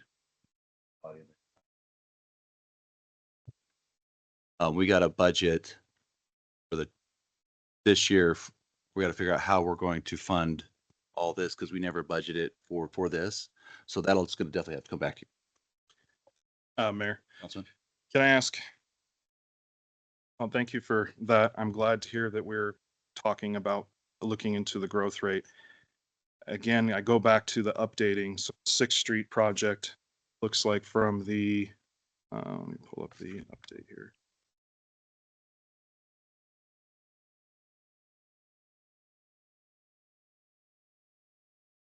Good me.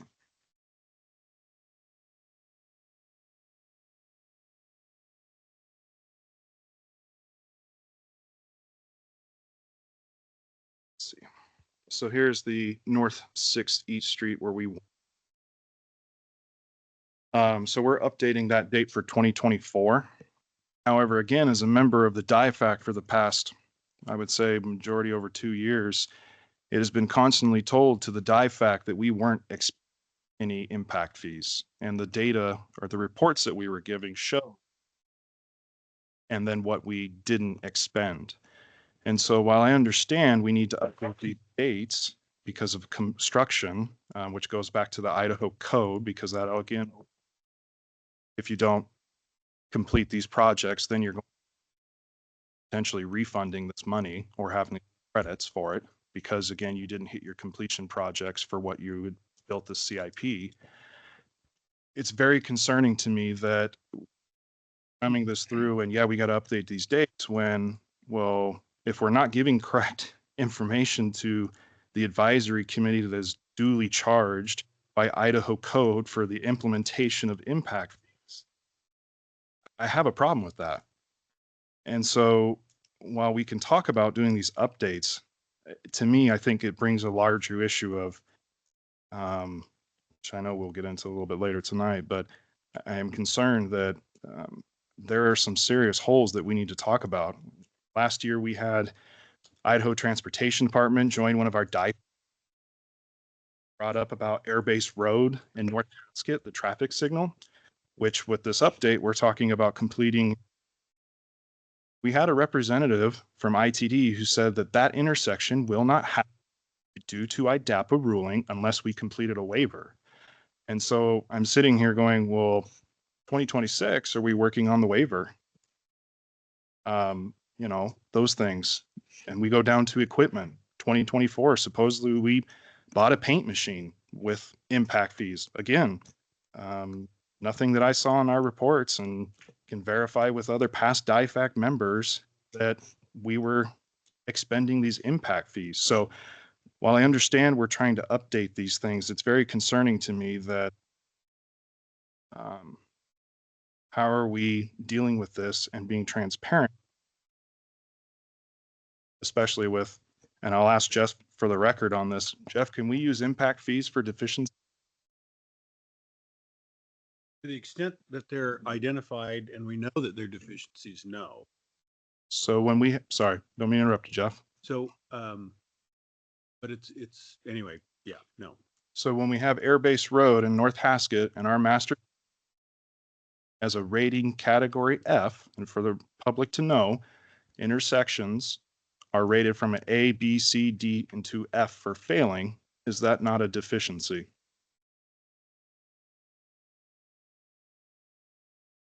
An F rate, so an F rating is a deficiency. How, depending on, we're just looking at a table here, there should be information in this current CIP as to the allocation part of it. So in other words, if you look at total cost of 600,000, 70% is attributable to growth, 420,000 for impact fees, and 180. So if to the extent you can say the deficiency is that 180, then you're not using impact fees for a deficiency. But that's where, so understand this, he's batting cleanup for the prior owner of this firm that did this before. Right. And so what his job is going to be is to articulate and to gloss out. He's the expert in that. I'm just giving you the legal conclusion about it. What I would be looking for as an attorney for either the city faced with this fee is to address your question precisely, which is there is a calculable amount of that that is a deficiency that is not eligible for impact. Is eligible for impact. We're going to pay him to do his magic in a couple of months. And so to the extent, I don't know that his ask in this task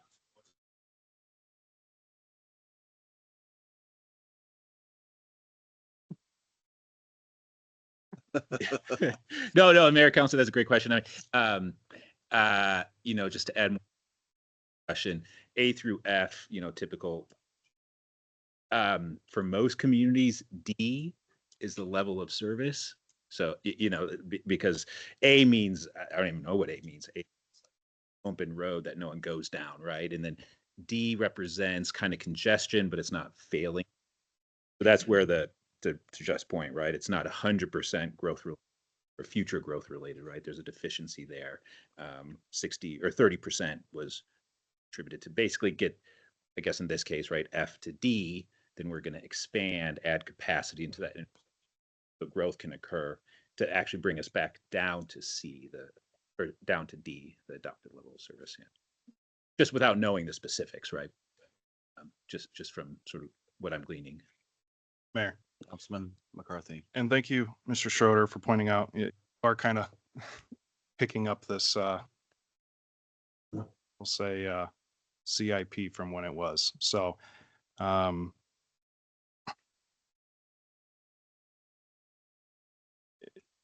you please kind of help just define how or what the calculation or what the, I shouldn't say calculation, how to determine when something is something that is actually.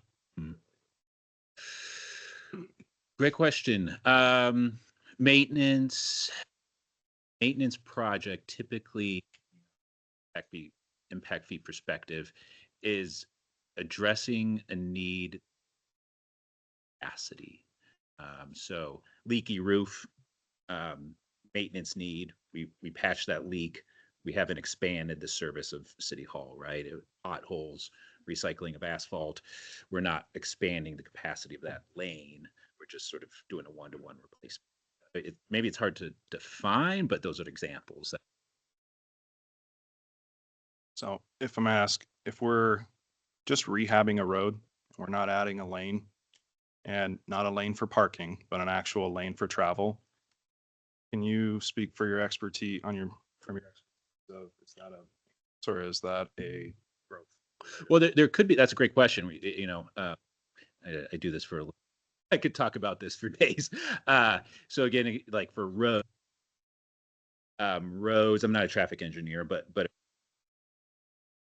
is determined typically by how many trips can go on that lane per day, right? At a certain level of service.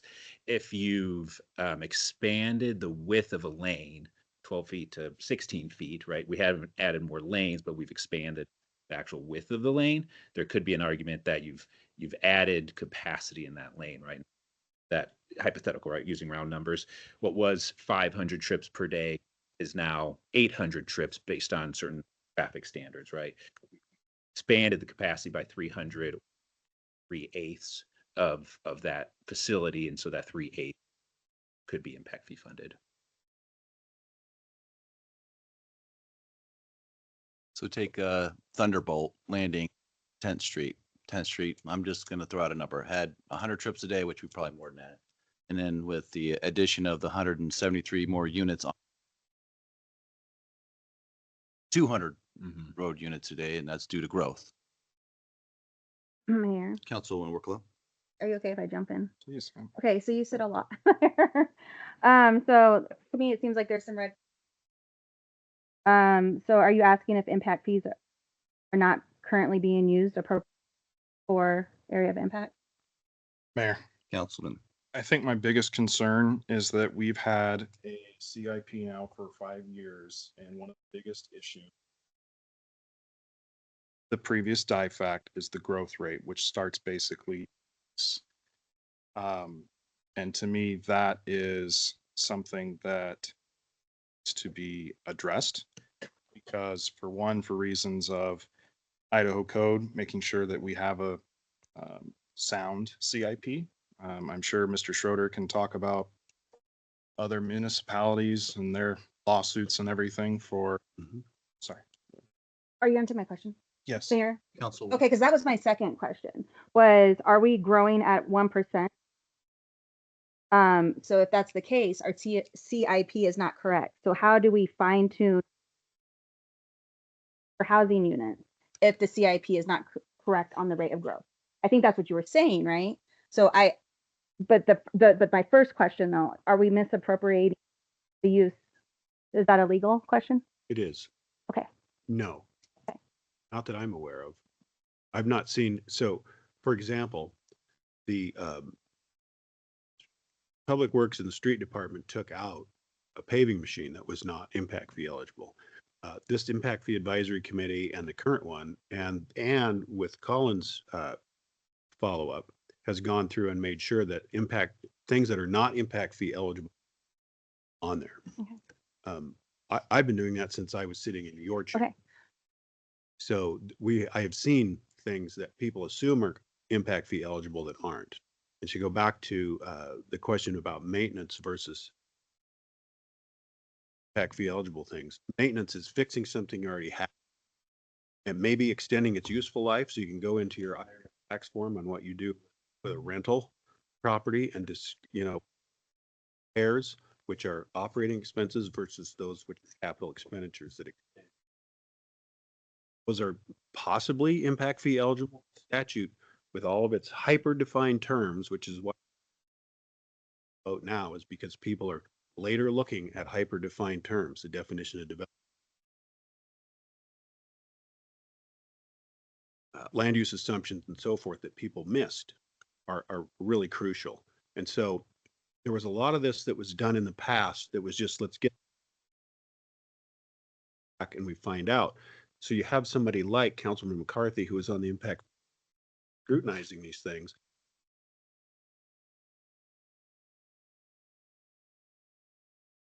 back to the this body and this body, this impact fee advisory, reflect an accurate growth rate. That's something that's going to take a little more work. But now is get this one done so that we can continue this, amend this code to make it statutory. They have you, it's very likely that you have a growth rate that is currently incorrect. Have the consultant that we're going to pay with this impact fee advisory committee, but we can't do it tonight. Well, then we can't, Mayor, and we can't vote on that tonight. No, this is for the current amendments that we're voting on, So not the future that they're going to bring back. But the numbers are reflecting with the current CIP. if you, this is purely up to you as a governing body. This is your current CIP that you have right now, the document upon which you're collecting impact fees today. If you wish those to cease tonight, you can do that. No, okay, Mayor. Go ahead. No, but again, that makes me uncomfortable. Do you see what I'm saying, Colin? Oh yeah, I mean that was, I think when I was first approached, it was, well, you're coming up to the I think there was just a reason to expedite just a few of these issues to sort of things that were, I don't know if the right word is low hanging fruit, but to reopen the land use assumptions and would be a full freight comprehensive study, which takes 6 and so that was the effort, you know, sort of phase one was just sort of get through these few items. Importantly too, I mean, you know, I don't think it's a full freight like air, let's say, because that high growth rate that was done in 2020, you know, just use what was known at that time too, right? But CIPs, the capital plans, the projects in those plans reflected that high growth rate, right? And so if you don't get to that growth rate, the expectation you wouldn't be funding all of your CIP, if that makes sense, right? And so it's not a surprise that you didn't reach this rate of new homes, that you haven't reached this number in impact fee revenue, right? Because go in line. In council, I think what we're trying to do tonight is one, get, so then we can fix it.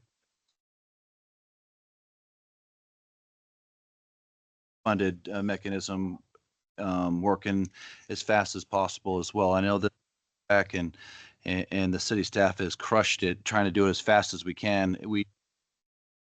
I won't say we didn't understand, but we ran into a hiccup thanks to the issue, and so which required the county to have to redo theirs, which meant we had to redo ours.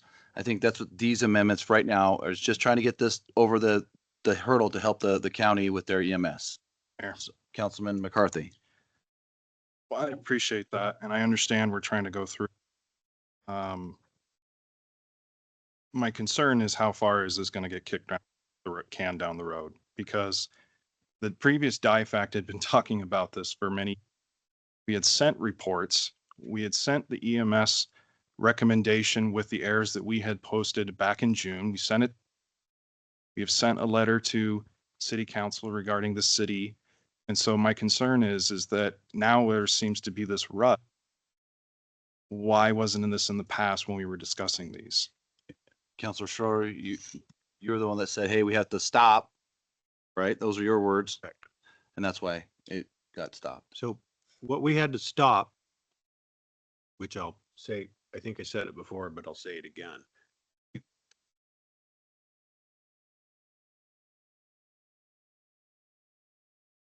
Because it had legal deficiencies in it.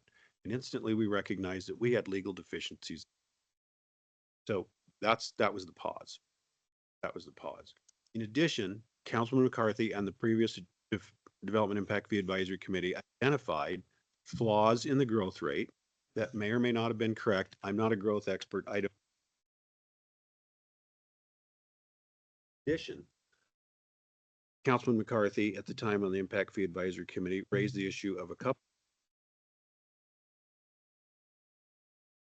the impact fee structure and the potential for an intergovernmental agreement with a highway district regarding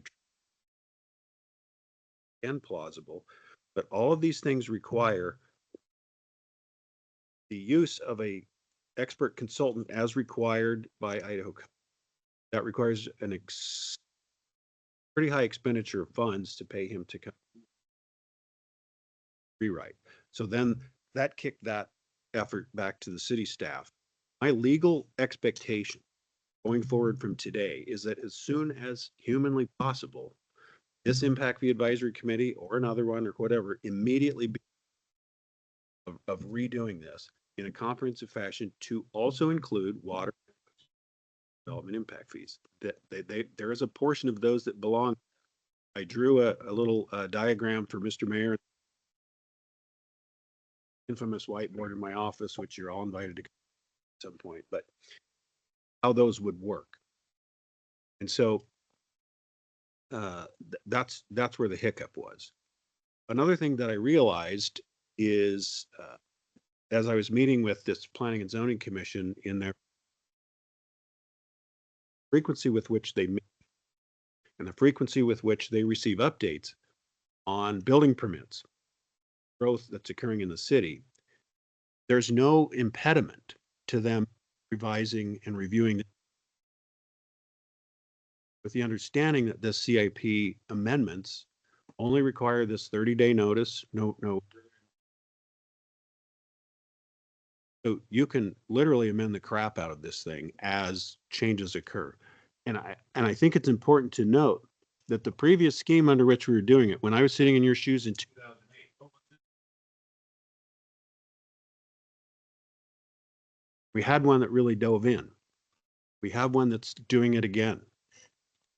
As these things change, as you can see, these projects were completed, and I somehow missed or didn't know that we had been told that none of the funds had been expended. I didn't know that we were told that they hadn't, but I did know that the 6th Street widening was done and it was partially impact fee eligible, and so impact fee funds were spent on that.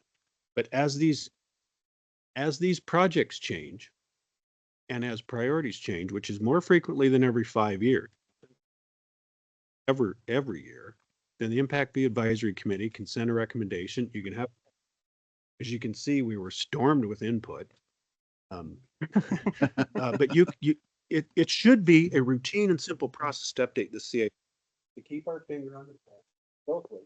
5 days. And so what the ask is from the city staff and from the legal department is to get this process rolling and to help facilitate the counties as well, because we can't adopt the ordinance and we can't adopt any impact fees for the.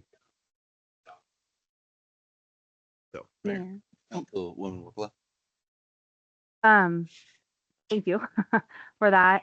And I fully support the EMS part. I just hope you guys could see also from our perspective, right? We get this all this information over, we're trying to process it. I'm processing it in real time. One thing I did see from the report on page 11, I want to read out loud. Demographic and land use projections are some of the most variable and potentially debatable impact fee study. And in all likelihood, the projections used in our study do not prove to be 100%. The purpose of the advisory committee's annual review, which often, right? Okay, is to account for these inconsistencies. As each CIP is tied to the city's land growth, the CIP and resulting fees can be revised based on actual growth as it occurs. Bingo. So yes, so that was my concern when I'm talking about the percentages. And the neat thing is, Councilwoman, spot on. They meet monthly, and if they so need to meet more, they can, and that we've left that to them, and they're crushing it. So, Councilman McCarthy. Jeff, thank you for that spiel. For the record, your legal advice is to go through this amendment, but after this amendment, if it is to immediately start a revision or a comprehensive revision on. Yes. Correct? Okay. Yes. That's what I'm looking for. Perfect. Because again, Possible. because again, I'll have an email waiting for me. Yeah. It's there now. Yeah. because again, my concern is, are we following Idaho code and the legal portion of it? Because I don't want to end up like Idaho Falls. And second is, I think it should be noted that when we build these plans and at 4%, you're going to end up with the opposite effect of a municipality that I talked to where they have exponential growth and they're getting all their impact fees and they have an empty firehouse, a newly constructed empty firehouse. We don't have that problem right now. What I'm concerned is we're barely going to collect enough money for found because of this CIP. So I just want that for the record, for the minutes, that legal's advice, counsel is that we revision on CIP. Unequivocally. Okay, council. Coming down to number one, action, deliberation decision by Mayor, council. What do you want to do? Councilman Harjo. motion to approve the amended CIP. Do I have a second? Second. Been motioned and seconded. Any further discussion? Hearing none, I'll call for the question. Councilwoman Workla, Councilman Harjo, Councilman Sanders. Aye. Councilman McCarthy. Aye. We're going to run down to item number 2, action item deliberation. Council, what do you want to do? Councilwoman Workla. I'll make a motion to approve the city council on approving the amended Elmore County EMS CIP. Second. It's been motioned and seconded. Any further discussion? Mayor. Councilman McCarthy. Legal, Mr. Schroeder. So I see that we're talking about updating questions regarding what's the process going to be? Who's going to have the say? Are we still having a joint DIFACT? When I'm looking through the EMS CIP for the county,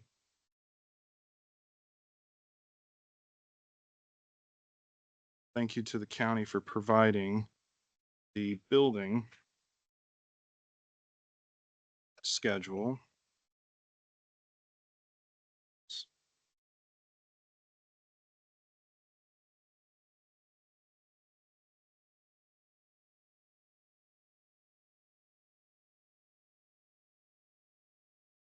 Might be just quicker to, I remember seeing that the dates and the years that they have for completion of project. So we can ask Alan and Mr. Main to come.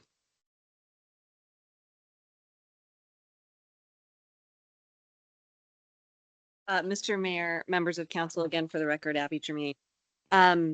Council member McCarthy. Yes. So as I mentioned previously, in looking at the CIP and realizing update the CIP and estimated construction,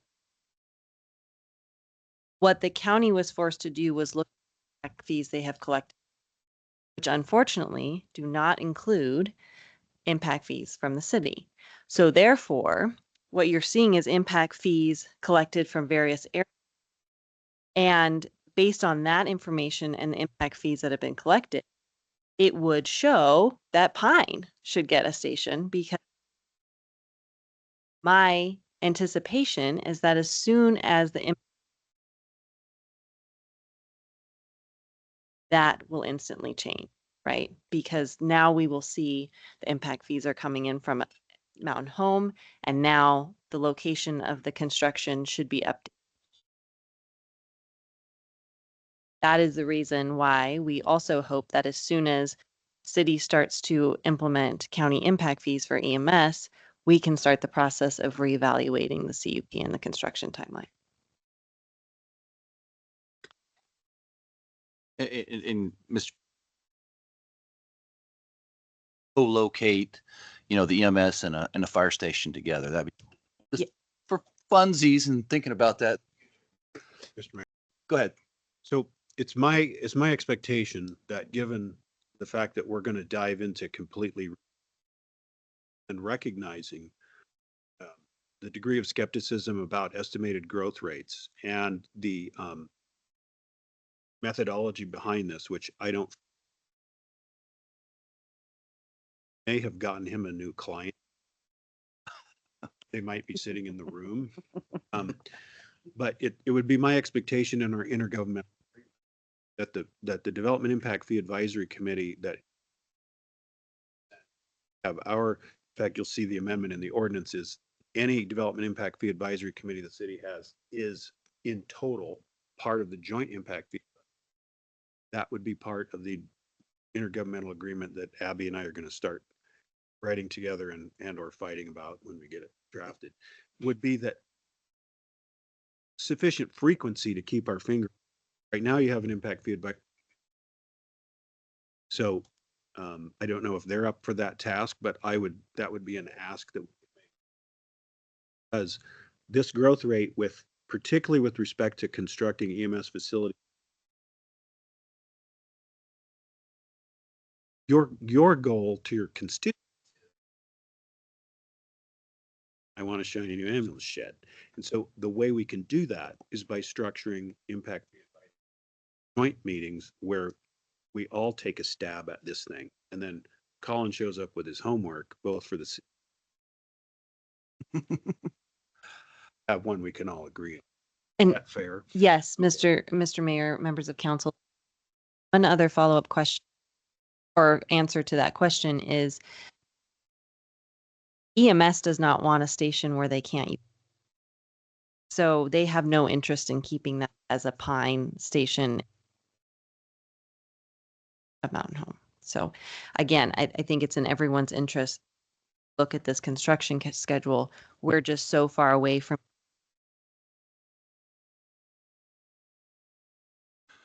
So council, it's been motioned and seconded. Any further discussion? Mr. Mayor, Councilman Sanders. I'll keep this brief. We are now experiencing growing pains. This very process is indicative of what we need to do, both in the county and the city, as growth begins to develop around us. We're beginning to realize where we may not have been on the mark as much as we wanted. And we're working through the mechanics right now of how to get the system that allows us to become more agile and more responsive, not only to the growth, but to the people that put us in these chairs. Part of what we're doing tonight is fixing the structure so we can put the programs in place that'll guide us forward. I'll make a quick comment on that line. I noticed in the county's report, figure 25, where they talked about levels of growth. There's a substantial, almost double percentage bump in years 26 through 31. And later on in figure 34, which is a residential development projections, it's almost flat. It's the same rate for all those years. So there's lots of places we need to go back and take a second look. Is not inadvertently driving another the wrong direction. And that's part of the mechanics we're putting in place. So with that being said, I'll shut up. With that, I'll call for the question. Councilman Sanders. Aye. Councilman McCarthy. Aye. Councilwoman Workla. Aye. Councilman Harjo. Aye. Run down to new business action item number 3. City comprehensive.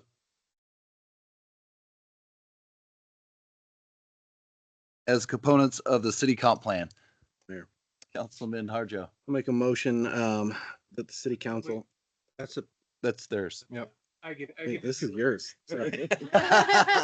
Reading this going. I will call for to recommend to amend the comprehensive plan by, to recommend to amend the city include the amended CIP, and Elmore County EMS CIP. Second, just find out. Rob. Aye. Shan. Aye. Billy. Aye. Aye for me as well. Motion passes. Gonna run down to new business action item number 4, deliberation.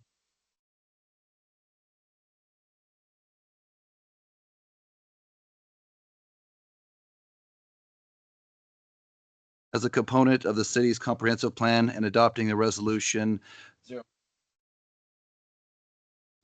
Councilwoman Workla. I'll make a motion to approve the city council on PNZ recommendation to amend by adding the amended city CIP and county EMS 09-2026R. Second. It's been motioned and seconded. Any further discussion? Hearing none, I'll call for the question. Councilman. Aye. Councilwoman Workla. Aye. Councilman McCarthy. Aye. Councilman Sanders. Aye. All right, we'll run down to item number 5, action item deliberation. Amending the following sections 9-4, 9-4-3 by amending the parks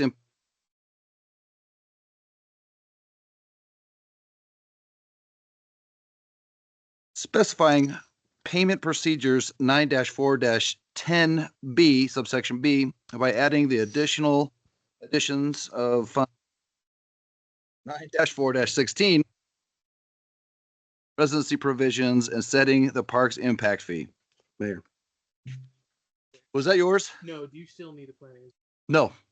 I think they're good, right, Jeff? They were the I think Four? so. Did you want to, I see, I don't know. I see on here, an action item. P and Z commission the DIFAC. And so I don't know if discussion with them would be relevant.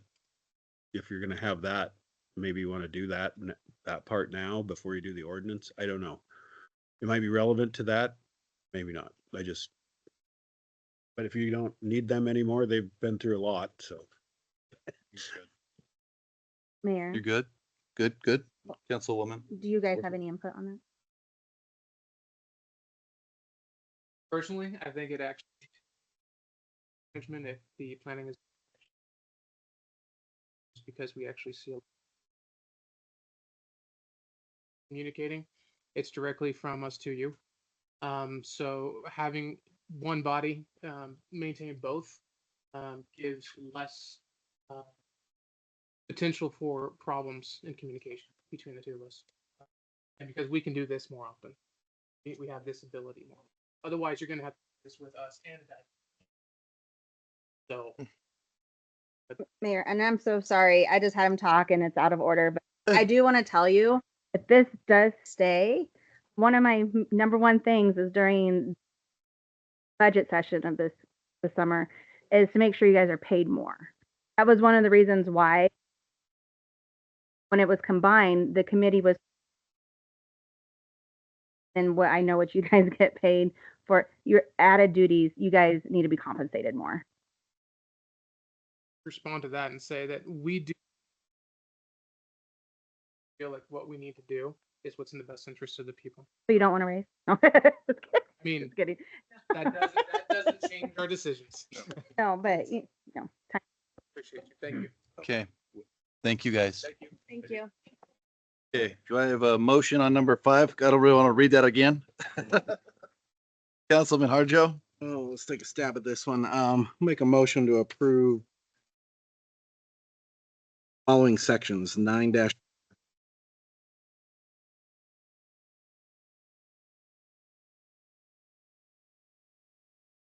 impact fee to the table 9-4-4 specifying the payment of procedures, 9-4-10 subsection B by adding the additions of refund procedures, 9-4 residency provisions and setting the Second. It's been motioned and seconded. Any further discussion? Hearing none, I'll call for the question. Councilman McCarthy? Aye. Councilman Sanders? Aye. Councilman Harjo? Aye. Councilwoman Workla? Okay, items removed from the consent agenda. The only thing that was removed 6, budget transfer. Council McCarthy, I'll let you take that one. Mayor, thank you. I just wanted to bring this up to the public. So it looks like we are doing. Thank you for pointing out earlier that this was budgeted into the budget. I just want to ask for clarification. We are only halfway through the fiscal year. And is there any plans or a potential need for transferring more money from the general? Nope. No plans. So we're on track with Everything so green far. Yep. fees, everything like that. With that, again, it's something we have. It's part of the budget. I understand that. I will make a side note that I would like to potentially bring an agenda item for the Golf Advisory Committee. I hope that will come for us again to discuss. But with that being said, I'll make a motion to approve the budget transfer from the general. Second.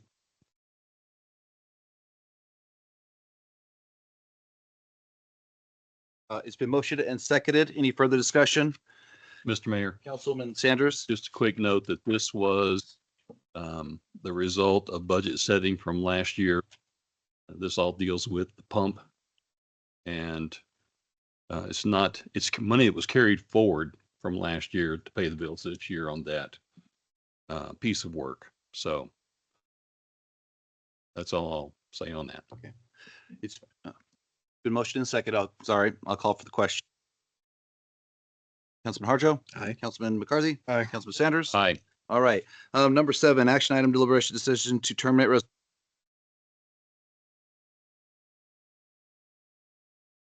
reestablishing the Development Impact Fee Advisory Committee. Mayor, I have a presentation. Sharing it now. I don't know if we have to flip it again or toggle.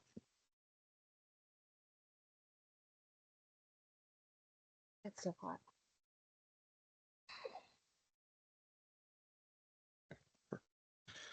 So I asked this agenda item as for,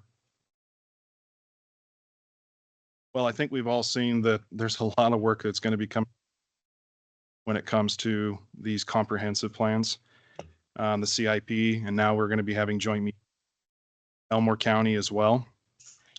And so I guess I want to start off by, has anyone actually read the Idaho code when it comes to the development impact fee?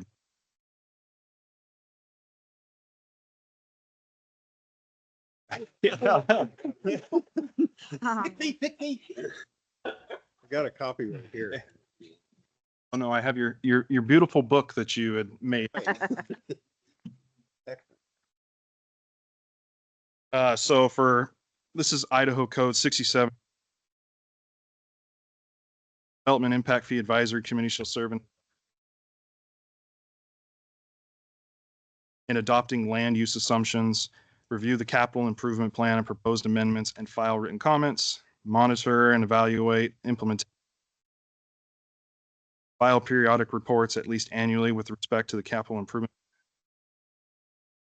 any perceived inequities in the implementing the plan or imposing the development fees, and advise the governmental entity of the need to update or revise land use assumptions. There also is a piece there that I'd like to point out for the record, and I know Jeff meeting this year. Idaho Code also does provide that the government entity shall make request all financial information to other and implementation of land use assumptions, capital improvement plan, and so I asked for this agenda item for one, my history being on the DIFACT, and I know that hours and time that it goes into with these reports and going through all of these roles and responsibility. And to me, it simply sets up a piece of, for one, are we going to be overburdening P&Z? We have developments that come through in that. So if they're going to be developments, are we going to potentially have issues with trying to coordinate their duties as P&Z, but also with duties as DIFACT? So why is it important to have the two separate bodies as it lays out? And in most municipalities in the state of Idaho, actually, growth is increasing. We have infrastructure demands, impact fees must be legally, and the transparency process builds public trust. So again, when we have these conversations, the DIFACT or P&Z, having these open communications and the planning that comes with it on the CIP. Again, this is part of the DIFACT roles as a separate body, reviews capital improvement needs, evaluates growth-related infrastructure costs, recommends proportionate, oversees collection and implementation of impact fees, and focus. You have P&Z roles and duties, which reviews rezoning and subdivision hearings, applies land, as well as the other pieces. As a stated, Idaho Code 6780 talks about impact fees, requires the advisory committee. Again, they have to be proportionate, and it's not tended to be a regular. So what are the risks of combining the role? perceived conflict of interest. Have a body that's approving developments is also giving recommendations on fees. The claims can be used to that it's influencing development. I would argue also that it increases a legal vulnerability, have the same body as that, and it can also reduce public confidence. The benefits of the sanctuary, they talk to have, but it's a neutral, and that's the piece, is having a body that's focusing on development and approving, and also looking at an impartial land use decisions, and then it also gets stronger legal defensibility when we have these checks and balances in the.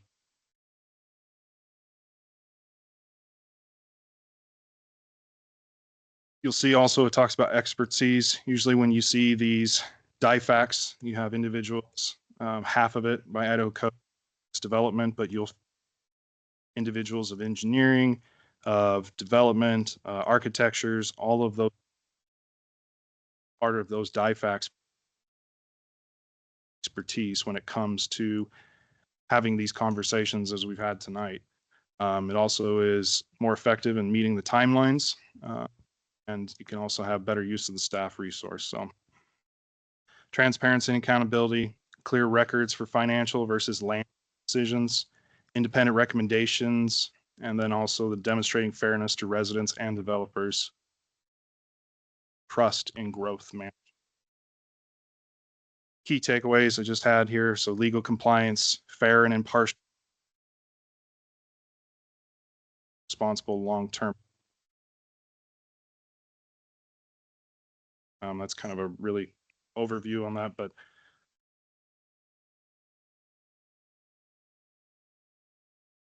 for me, this is why I think it can be sold, try to be sold tonight that, we can streamline it. It's easier process. I've never been in a city council meeting where I had public hearing, and this was just kind of all wrapped up into one to seem like it's just, we got to hurry up. And when we look at the intent of the Idaho Code and they talk about the development legislatively set up as a checks and balance. So when we have our planning and zoning as also the DIFAC duties, are we coming back and, I would say, circumnavigating a checks and balance per se? Councilwoman Workla. I'd like to ask a question. So on the conflict of interest, certain certain bodies need to be in certain positions, right? Like, give examples, please.